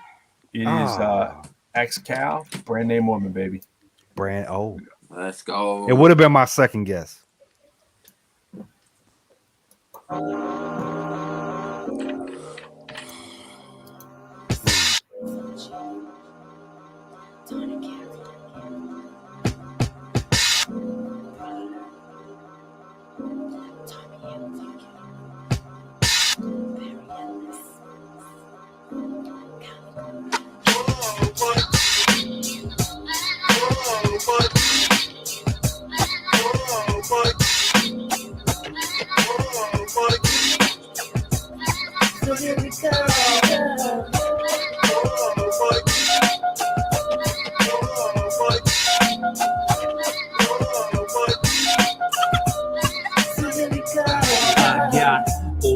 Thinking and talking about the freshest type new Mercedes spinning with my new 680 EL SL 1200 MK2. She thinking the series going up, but doesn't know it's just the tools of the cut, the task and boss text, all the original boxes, rack mount reverb and effects, lexicon, vortex, and sonic EPS and ASRs, MPCs with SPs, the Digitech basing guitars, Yamahas. She thinks I got a bike, but doesn't like my Bulls 501 series, cause now she knows it ain't a 5.0. She wants to stare the pioneer, but had no idea my 53 inches before her eyes and ears. Yeah, Mackie board, 1604, 3/8 that's got 8 tracks, that makes up 24. For sure, Lord Lord, taking no shorts on the equipment. That's why I'm always pulling all these brand name women. What?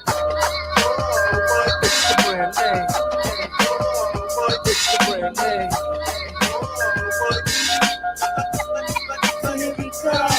It's the brand name. It's the brand name. It's the brand name. Visual fantasy, Netscape reality, cyber sex stimulate, penetrate digitally. Rougher, harder, faster, bees, raw rhythm riders transmit STDs. Sure as SNMP will repeat protector. Word born, but told the nylon and still been infected. Lovely, junkie traits, 24 tracks laced. Baby banging more bass than rolling CR808. She penetrates eardrums like jazz, making Mackies relax and board heads react. Hey there. Japanese stripper, one zipper dress catching the eye, like Tony looking high, said her name was a Kai. Oh my, so fly, like butter, skin tone tuned like a drummer. No wonder, no other Mackie penetrates a DOS, cause Fee's disc is hard drive, and there's a Microsoft. It's the brand name. It's the brand name.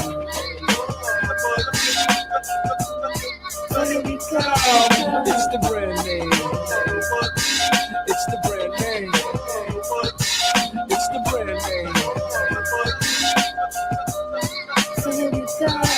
We was butter from the start and she left no doubt. Unrehearsed verse still knocked it on out. Only one take. Technique was pretentious. Surprised her eyes, mesmerized by my 12 inches. Needles diamond cut, but she couldn't understand. The rock was meant for 12s, not a hand. Damn, the Geminis reflected the Gemini eyes. For the record, I turned her on and made her pitch right. She had a short head on the shoulders with no strings attached. Yo, I get all up in that grill and make the lips contact. Yo, I knew how to turn her on. I did it all with my hands. And people screaming, who at her? But deep down they're all fans. Never compress her or limit her when she speaks the words of wisdom. Components tightly stacked in a boomer rack system. She give me feedback when the sound ain't right. Who needs a brand name woman? God, I'm rocking the mic. Come on.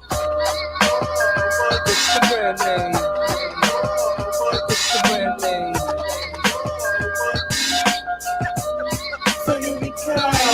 It's the brand name. It's the brand name. It's the brand name. Brand name. It's the brand name. Brand name.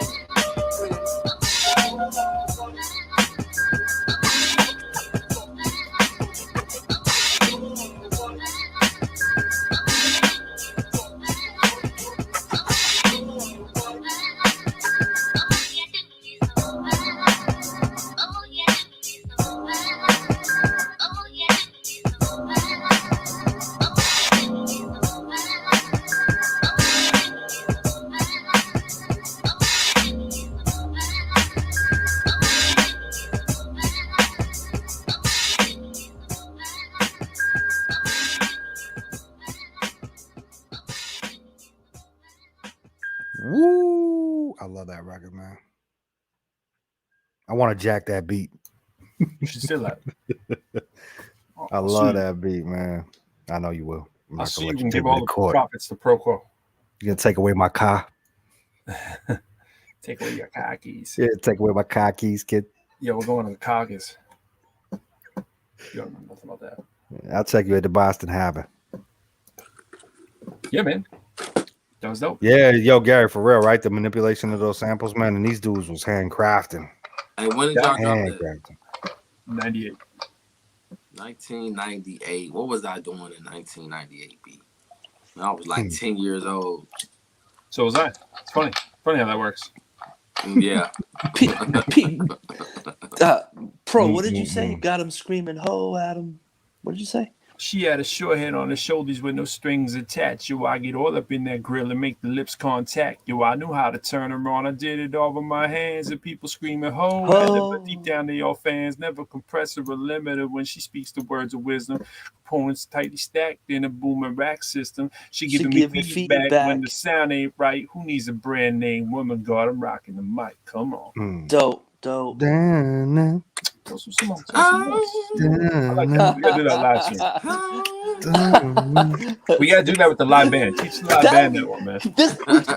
We should do it with us four and do like, you know how you ever watch Jimmy Fallon? When the Roots do that. That's what we could do, something like that. Yes, sir. Hey, yeah, with you three on the right and me real large. So when are the four of us rocking a track? When are we doing a cypher track? Question. We should do. We should all be like animals on a track. Any day now. Yeah, man. If he likes it too, spiritual animals. Spiritual miracle, lyrical animal, right? I don't know what Ina is what talking up, John? about. Ina wrote, "What is this? A lesson on being hip? I'm about to hop out of boredom." I don't even know what that means. Is she insulting us or compromise? Hey, if you insulting us, big out. If you dissing us, what are you talking about? You know what I'm saying? We got a record for that, don't we? Yeah. John bye. Hey, there you go. Yeah, that's okay, man. I think that was love. It's all the same. I think that was love. Yeah. I think that was love. You know, don't forget, at any given time, we can solo in on your page and just, shout you out. That's her comment. Right Oh. What is this? There you go. I'm about to jump out of border. And Gary's calling people out now. Like the manipulation of those samples. And John H. wrote, "What up, Gary? I didn't actually know I could do this. This is all new. That I didn't know I could solo in on the comments. Look at that. We learn something new every day. Yep. Forever lives Yahweh. P.S. Shout out to the OG P.S. Perkins. I can't wait to have her back up here too, man. Fee, you got to jump in when she's back on with us. No doubt. That was such a great person, man. Absolutely. Everybody was bringing up on the ProQuo show. So the asking price for ProQuo XCal Fly, what do we do on a show? How much? What, 10 grand? Is that what was it? Is it 10 grand? Minimum. But yeah, we get the live band too. You know what I'm saying? Please come with the live band. You guys are pimps, man. Yeah, I think we need to. I won't say no to that, man. We bringing the sauce though. It's gonna be, We better practice if that's our That's rate. that's generous, yo. That's right. We gotta be 2.5 a piece. Guns blazing. No, you gotta sway that. Pro, you see how I did that math real quick? We gotta take a discount though. You gotta. Jay's proud of himself because he divided 10,000. Yeah. He's like, look at that. No. That's a real mental math. Wait, that's 3. Wait. Is that $1 divided by 4 is 25? That would be pretty dope. Live band. We haven't done math with Pro in a while. Crazy. Was that Fee? That would be pretty dope. Live band. Us four rocking. Yeah. Forget it. Something for everybody.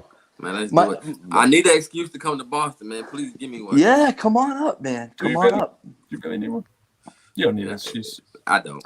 I'm trying to get Pro up here. I was speaking to Jay. I'm trying to book some shows where they might not be 10 grand shows, but enough to get you up here and justify it. So you know people. But I think my phone's gonna die soon, so I'm gonna bounce out. But thanks for having me, guys. Well, hey, make sure to stay on so you can hear about how we talk about you after you leave. Hey, man. Yeah.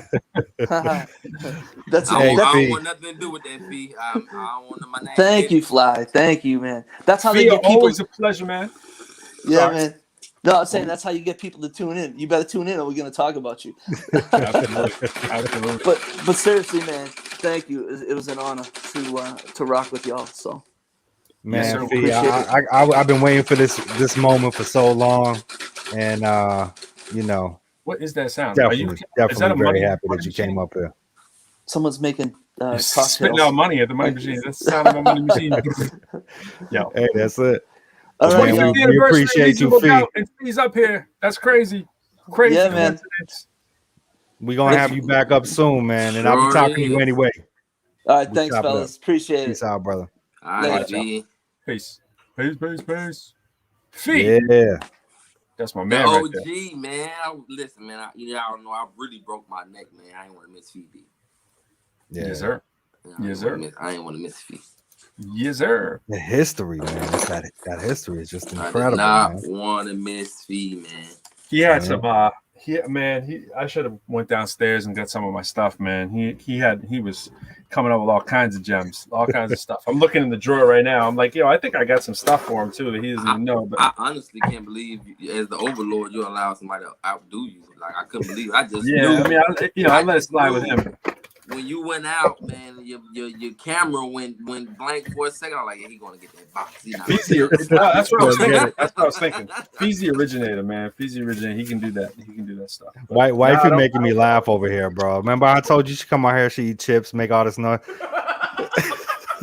Yeah, she's so typical. No respect for the show. She loves it. She's dancing in front of me and everything, man. I'm getting a full show over here. No Love respect you, baby. for the show. Thank you for being quiet. Yo, you know what I found? I thought I found one. This isn't that era though. That's oh yeah. That's actually Invasion though when I moved to Cambridge. But that's like 2001, I'm gonna say. You look pretty much the same, man. Yeah, it's interesting how that happens. It's the dynamic, man. Yeah, you do look the same on that for 2001, man. It will be 20 years ago. It's 20 years, yeah. It's kind of hold on. Oh no. It was a false alarm. It was 2005. And guys, don't forget to go to professorlyrical.com and check out that whole XCal segment on there. He's got you click on the tab, you get the XCal segment, and really a lot of cool information. Yeah, that's a dope look for that. I could take an XCal record off the wall right there. Could do that. That is Brand Name Woman right there. That white record. There you go. That's the one we listened to just a minute ago. Yes, it is. That record, in all honesty, man, that record, that's the one that really first did mainstream play for us. I mean, Butter Messenger was mainstream play too, but Butter Messenger came out first. And the flip side to that is the Butter Messenger remix. So the Butter Messenger remix started getting play on ILD, which was just unheard of. Shout out to T. Clark. We rolled on down there. We knew the landscape of ILD from having stuff out previously, and we just went down there and 97 really. We went down there in 97, 98, and we made 2 trips, and we saw T. Clark, who's doing the Thunderstorm every night, major show. He's still spinning great stuff, and we just asked him. We're just like, yo, we got a record. We always kind of believe you just kind of meet the DJs, and this is our record, and if you like it, give it some consideration to play on your show. He played it the next day, and he played it all summer, and he played Brand Name Woman and the Butter Messenger remix every day, and flip-flopped them, double copy mixed them. Jammin' started playing it. ERS was already playing all the other songs. ILD, my man Jamiz, WMBR, all the smaller stations, and then it was nationally worked as well with the Butter Messenger. So that really, propelled us to everything we've done really from that. And it's funny because we really only had 2 singles. We put a lot of records on them. There was like 3 or 4 joints on each one, but because of what we talked about with the Renaissance, Candy, One Love, all these other songs we had in the shoot that we were going to put together as an album, that really changed everything. Changed a lot. Plus, we were both living in the same place, and I was messing with this other girl at the time, just lived in the building, and I was starting to, get my Grown and Sexy on and try to, evolve as an artist kind of thing, and doing some stupid stuff and some smart stuff, and Fee, quite honestly, was probably looking at me like, what is this dude on? What I'm saying? It was like, this might be time for me to work on some of that solo stuff with Ruby. And then eventually I moved to Cambridge by 99, 2000. And then the people I moved in with were my peoples who also rapped. And so it was like, as opposed to trying to do all this kind of solo stuff, we were like, we should just do this Invasion stuff. Invasion. Yeah, and that turned into Invasion Entertainment, our record label. Then we put out 2 more pieces of vinyl. And then I started recording solo stuff for a solo album, 2005, 2006. And that was kind of the evolution of how that all progressed. So Fee and I both never stopped, supporting each other's stuff and coming together whenever we can. And so we're excited to do this new XCal record, which is great. So that's kind of a big announcement because a lot of people did not know that. So shout out to Fee for dropping some of those gems. So the Man, Ski that out. record is coming out. Yeah, back in the days track with me, Ruby, and Fee. That's the old crew over a Ski Beat. Celebrating the 25th anniversary of Reasonable Doubt. It's perfect timing. So we talk about all those trips and having, Ski's really a mentor to all of us. Shout out to Ski. I know you checking out the show. Or maybe the recopy, but Ski's always been in our corner, which has been huge for our evolution. And really, we brought down Syntax to Ski's house by the time he moved to Brooklyn. He was like, "Yo, let me hear you doing the mixes. Let me meet him." And we brought him down, and Ski like tutored him basically on like mixing and like how to use a mixer to amplify your sounds in different ways. And because Ski's a real big proponent of like the MPC, the SP, and the time we were making our beats, through computer. His IG page, man. I can't wait to meet Ski, man. He's just he's definitely incredible, man. He's unbelievable. I mean, like everything about him is just unbelievable, and just his personality, the way he produces, his ear, the speed at which he does stuff, and he's always been on the latest technology. It's like so. We were recording on computer. That was like the first time. I mean, we were so ahead of the curve on like in terms of the XCal stuff that we were doing. We went to Ski's. He's recording on MPC and SP, which even at that time was still a little bit of a throwback, even though that was, mid 90s. A lot of people had started evolving it into the computers. And our man Syntax, he was in college at WJUL. We were all roommates in Lowell, and he was getting a similar sound on the computer, and that's when people started messing with cakewalks and all that kind of stuff. Cakewalk. Wow. And so like, he was starting to do his thing there with different programs, and before you knew it, it was Logic and all that stuff started popping off. And Ski would be like, that's dope. We were literally copying the Ski formula, like, the drum punches on the bass line and everything, just getting that real clean sound, but doing it from a Casio keyboard and a computer, and we were just MIDIing it up. And Syntax would be in the lab all day, or we'd come home and we'd be like, because we were literally working in Enterprise. We'd come home and then we'd rap all night, and then started making our records. And Ski like really pulled him aside. It was like, this is what you need for your mixes and stuff. And it really made the difference because we were able to, our next record, which was the remix record that came out in '98, it was like under Ski's tutelage, like how to make that sound the way that it sounded, so it was crazy. And we just basically scrapped the songs we did with Ski because we actually thought our sound had progressed, which is crazy, So we got these gems we've never released. We got a couple. I threw one of them on my SoundCloud. This track called Head Bobbers that Fee and I never really liked, but Papa D, shout out to Brick Records.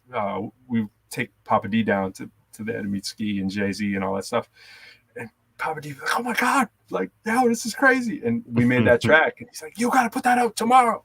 We're like, I don't know. We're not really feeling that. Our styles, we're trying. We knew we were trying to get better with it. I'm saying? Quite honestly, the stuff we recorded by ourselves was leaps and bounds better than what we were doing. But so how do you feel? How do y'all feel about that portion? You just mentioned something about releasing something that you're not feeling, but it's kind of like there's a demand. Yeah. Well, we didn't do it. I mean, that's kind of the answer. We didn't do it. We said, let's go make our own stuff. Yeah. And we can always do that if we want to. But at the time, like, we did an album. We previously released an album and we didn't really feel most of the stuff on it. And so that was kind of our lesson. When we were kids, we were teenagers, and we recorded an album that we really didn't like. And then we got it into some of these major record chains like Strawberries and stuff, which at the time was the big store. And we never really liked the stuff on there. And, we just heard it in retrospect recently. And it's never a mistake, man. It's like, if you're not feeling the stuff 100, like, I'm a big proponent of just putting stuff out. That's one thing, but don't just put stuff out that you're in your heart you're not feeling. That's different than being like, I'm not sure how people are gonna like it. Yeah. That's different. When something's whack that you did, hold that scrap back, it. But if you're on the fence, I mean, hey, why not throw it out there? You know what I'm saying? And I feel like when you know how it is when you're writing that rhyme, right? I don't think you write the rhyme thinking this is whack. Right. In that moment, you lay it down and then you hear it, and sometimes you're like, man, I do that a lot, especially when I was like, doing flows that were just so left field or right field. And I'm like, I'd be like, yo, Pro or whoever, is this good? And then as soon as they said it was, I was like, all right, I knew how I thought so, but kind of to check myself. But what I did when I dropped the masterpiece pre-COVID is I had about 25 people that I sent all the records I recorded in that time period with this producer that I was working with, and I had everybody do a scale system 1 to 10, and records were popping up to the top that I was like, what? You know what I mean? Like, oh, you didn't like that one, but you like, and the majority ruled, you know what I mean? And I went with it. I might have added I was doing a point thing too, where it was like my opinion counts double on certain ones. So I would add like an extra point.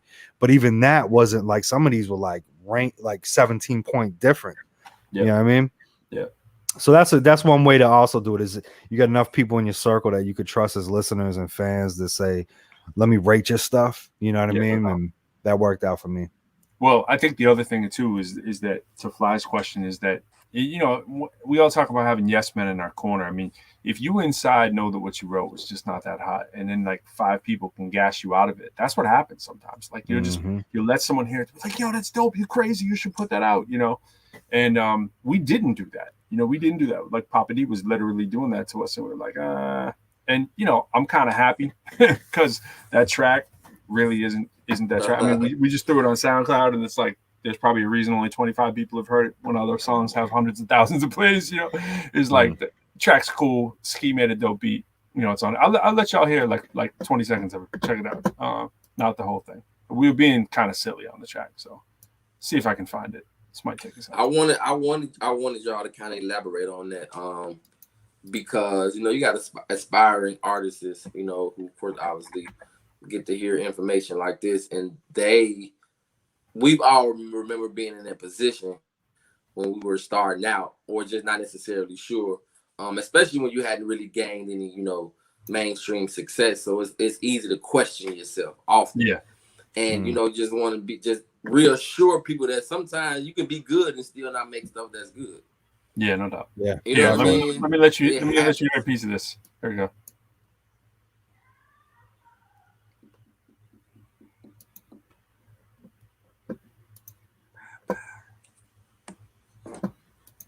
Hey, your website dope. Is that playing? Nah, I'm not hearing that. Oh, hold on. I hear something. I should say it's playing for me. It just ain't playing for you. Sorry. I can hear. Here we go. Bam, bam, bam. Head Bobbers, produced by Ski. 1996. Released in 2020. Here we go.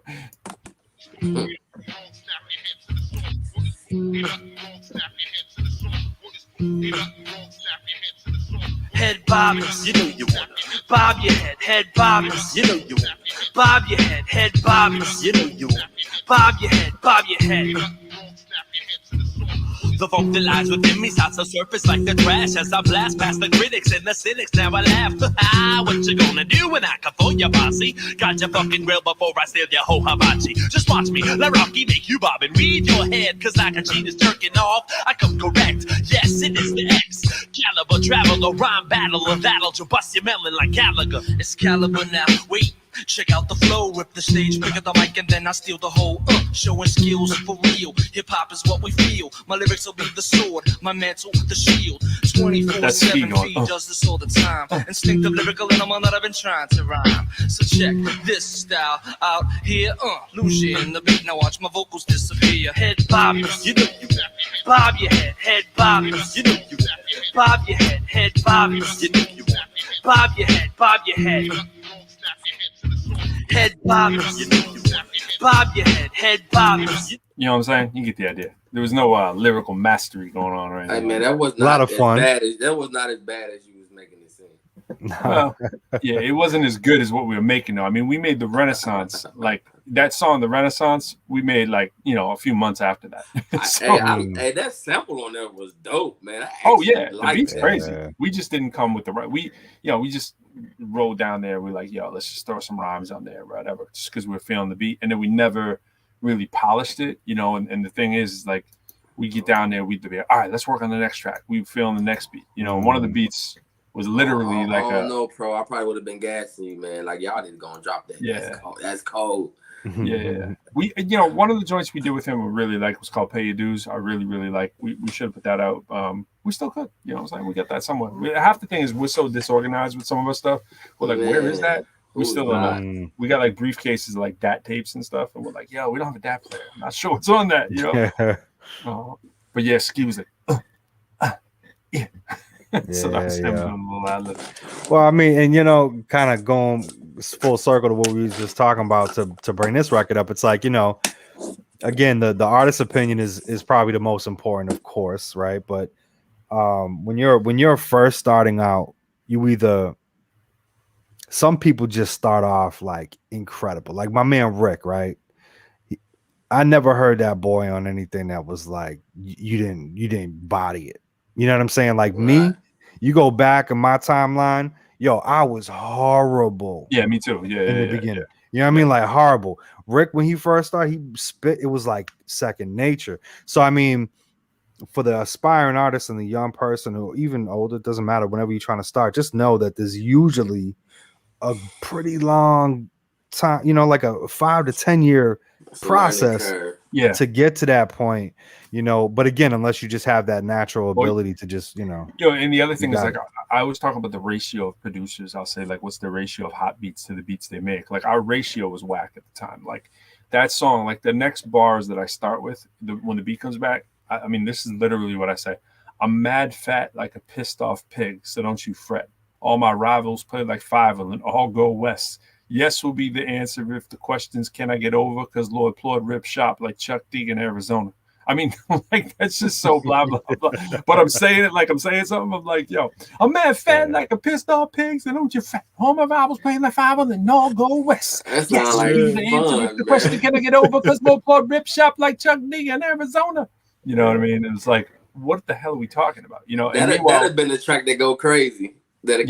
I know. That's what Papa D's always saying. He's like, yo, I gotta send this video to Papa D. He's gonna be like, yeah, man. Sometimes the melody, especially, I mean, back then too. I mean, the melodic part of it, having that cool little fun thing is always exciting. Yeah. And that's actually what was cool with me too, is the trap thing, because I feel like when trap first started to come out, I was a hater, man, big time. Really? And then I slowly, trap came out, no one was calling it trap. I mean, this is like, right. But you know what I mean? And I can't like, it was just when I think when they started calling it trap at that point, again, it was like this, just dirty like, what's going on? You know what I mean? Like the beats, I couldn't, and then I started to fall in love with it, and I love it. And I love the way that a trap beat works my flow now. Yeah. Because it's so, you know what I mean? It's the like, sound is definitely special. Yeah, bro. I love that. Yeah, that's why, man, my southern producers, man. Shout out again to Minor with the some of these beats he's hitting me with. I'm like, bro, I just love the way that this makes my flow up. Minor who? Major League Beats, but he was in the Abbey Hood chat the other day. Yeah. The thing is the tempo is really what it is, man. It's like the tempo and it's the double tempo. So like, remember when we were making beats when we were young on MPC, man, you was like 70 playing when I was 60. Right. And so I remember this, and JB from Legendary, he can testify to this. We were producing on Fruity Loop like in the early 2000s, right? We were doing this when it felt like it wasn't the popular thing to do. Right. But we were doubling our BPMs on our beats then, almost 20 years ago. Because it changed the way you can do the cadence with your hi-hats, your snare, and your drum. Yeah, letting them ride together. Different fit, man. It gave it a completely different feel, man. We had stuff almost 20 years old when we was. I used to rap like that on one of the first beats I felt was like that for me was My Posse on Broadway by Sir Mix-a-Lot. I used to rap double time to that all the time, and I would hear it'd be that. And I'd be like, when them 16 notes start speeding up, and I'm like going, you know what I mean? I was like, and what I love is like, when you're double timed and then you drop all your hats and your, everything's moving at that pace, and then the drum is working half, and that and where that knock can go, it does, it really does. Yo, wait till y'all hear what I'm cooking on this new beat, man. Oh my goodness. I told myself I'm gonna try to stop doing certain things, but this beat crazy. This beat crazy. We just actually too. I told myself I'm gonna leave that bottle in the fridge. But, can't help myself. But so this is on Clubhouse Fly. I gotta get you in with us on the Birdhouse. Yeah, I'll get you the email and all that, but you get in there, you submit your song, they play it, and it's a really cool, like, little family going on there. And I started like a little anthem type thing, Pro spit a hook, and I'm just gonna like let it ride out and have like as many people that want to get on it as possible. If you know, not too long, but you know what I mean, just have like the Birdhouse click jump on it and do something a little outside the box for them. But I think I got a clip of it. I think I got it. Are we trying to let people hear that? There we go. Preview. He pings me when he's in, but it just be the worst time of day for me to jump on. Yeah. I got it right here. Actually. Hold on. We'll run this and then we got to bounce because 11:07. We having too much fun though. We over that time. All right. It's not my fault. No, it's definitely it's not. Fly, it's not your fault, bro. Although he does come in and give us that second burst of energy, you know what I'm saying? Like we're like, oh man, and now we're rolling. All right, here it is. And I'm drinking that watered down coffee, man. It's still, man. There's the but I do a double. What I do, this is how with my coffee, I have it in the morning, and then what I do is I just fill the pot back up with water and re-strain it through that, so it's not like getting, it's just a little bit.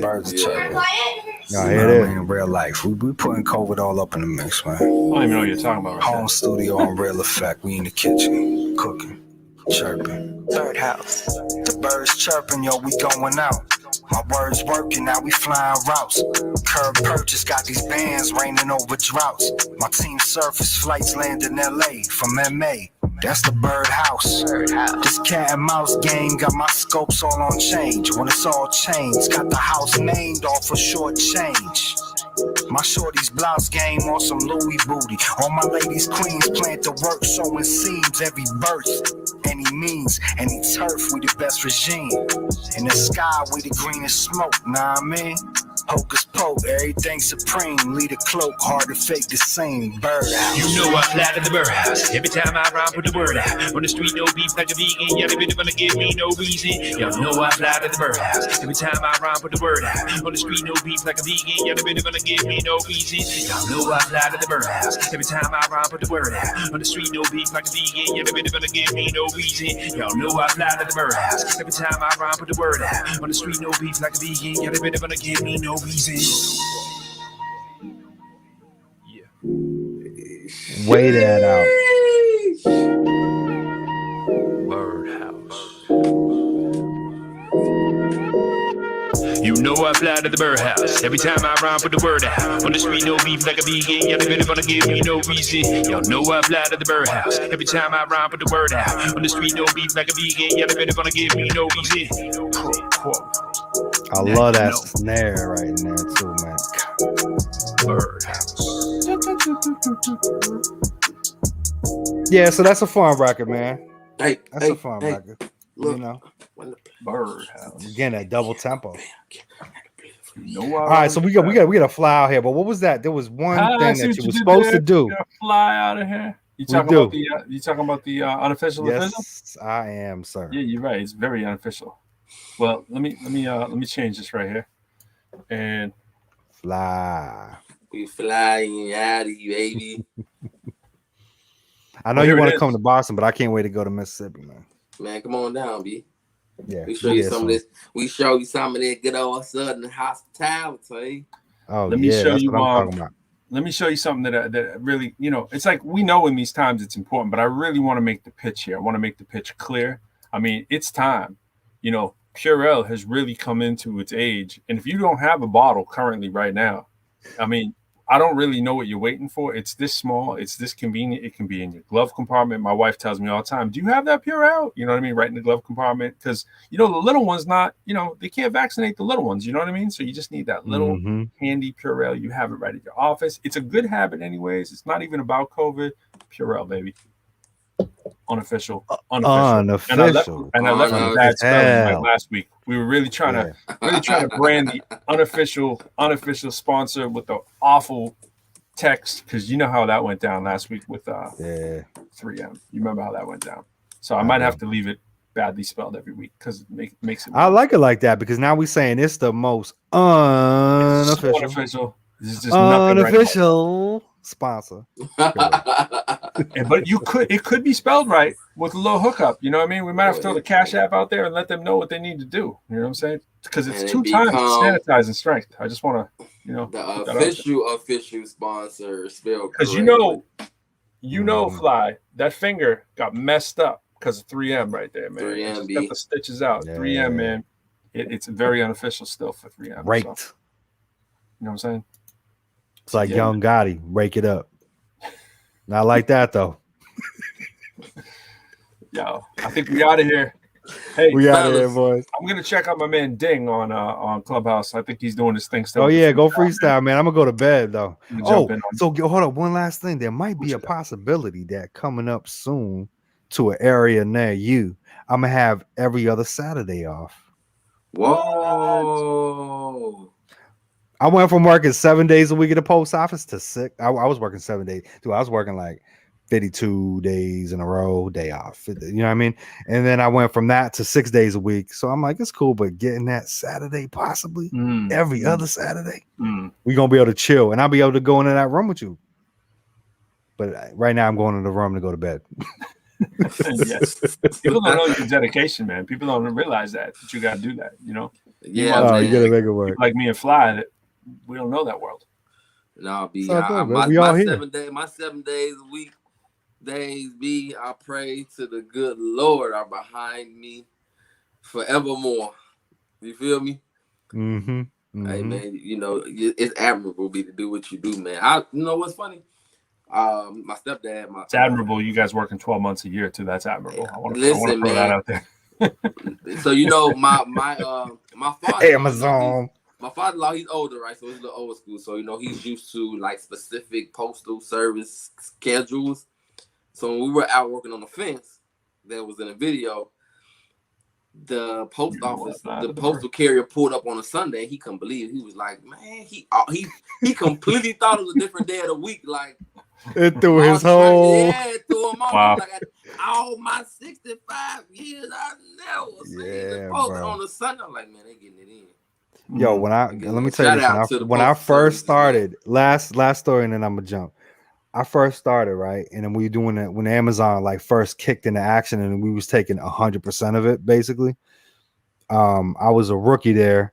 It was like 5 months in or whatever, and it was right next to Christmas, and we was out on a Sunday, 10:30 at night. Whoa! Going in with our loud LLVs. I'm rooming. Going into the driveway, delivering a package. I had people coming out. You lucky I didn't let my dog out. I'm like, yo, call my supervisor. I don't know. Like literally, people was out there to midnight, 12:30, bro. But anyway, that's how it used to go down. Now it's this kind of a curfew. I think it's like 8 o'clock or 9 o'clock. They got to call everybody back. They won't let you out, Oh, Fee jumped back in. Yeah, and I seen Ruby too. I meant to say that. Ruby said, great show, guys.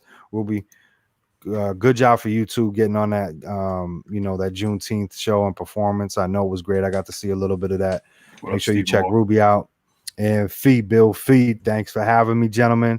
That was fun. Great to meet you, Fly. Forever lives Yahweh. Yes. And we out. All right, fellas. And next week, Jay. Who's that person we got next week? Oh yeah. I shouted them. Tamara Wills. Yeah, when you was doing the Clubhouse setup. From good change up with your hat from Clubhouse and Bridging the Gap. Yeah, so we're gonna get a flyer made up for her. She's an incredible human being, and really glad to have met her. And I can't wait for her to be able to bless our show and tell us all about her vision. Absolutely. Speaking of Clubhouse, you can check her out on Clubhouse pretty much every morning, right? On weekdays. Monday Eastern Standard Time, 10 to noon. Sometimes goes a little longer depending on how much activity is going on. But Monday through Friday, and it's consistent. It's been going. She's had this group running for 3 months now, going on 4. I just started about going on probably week 2 now.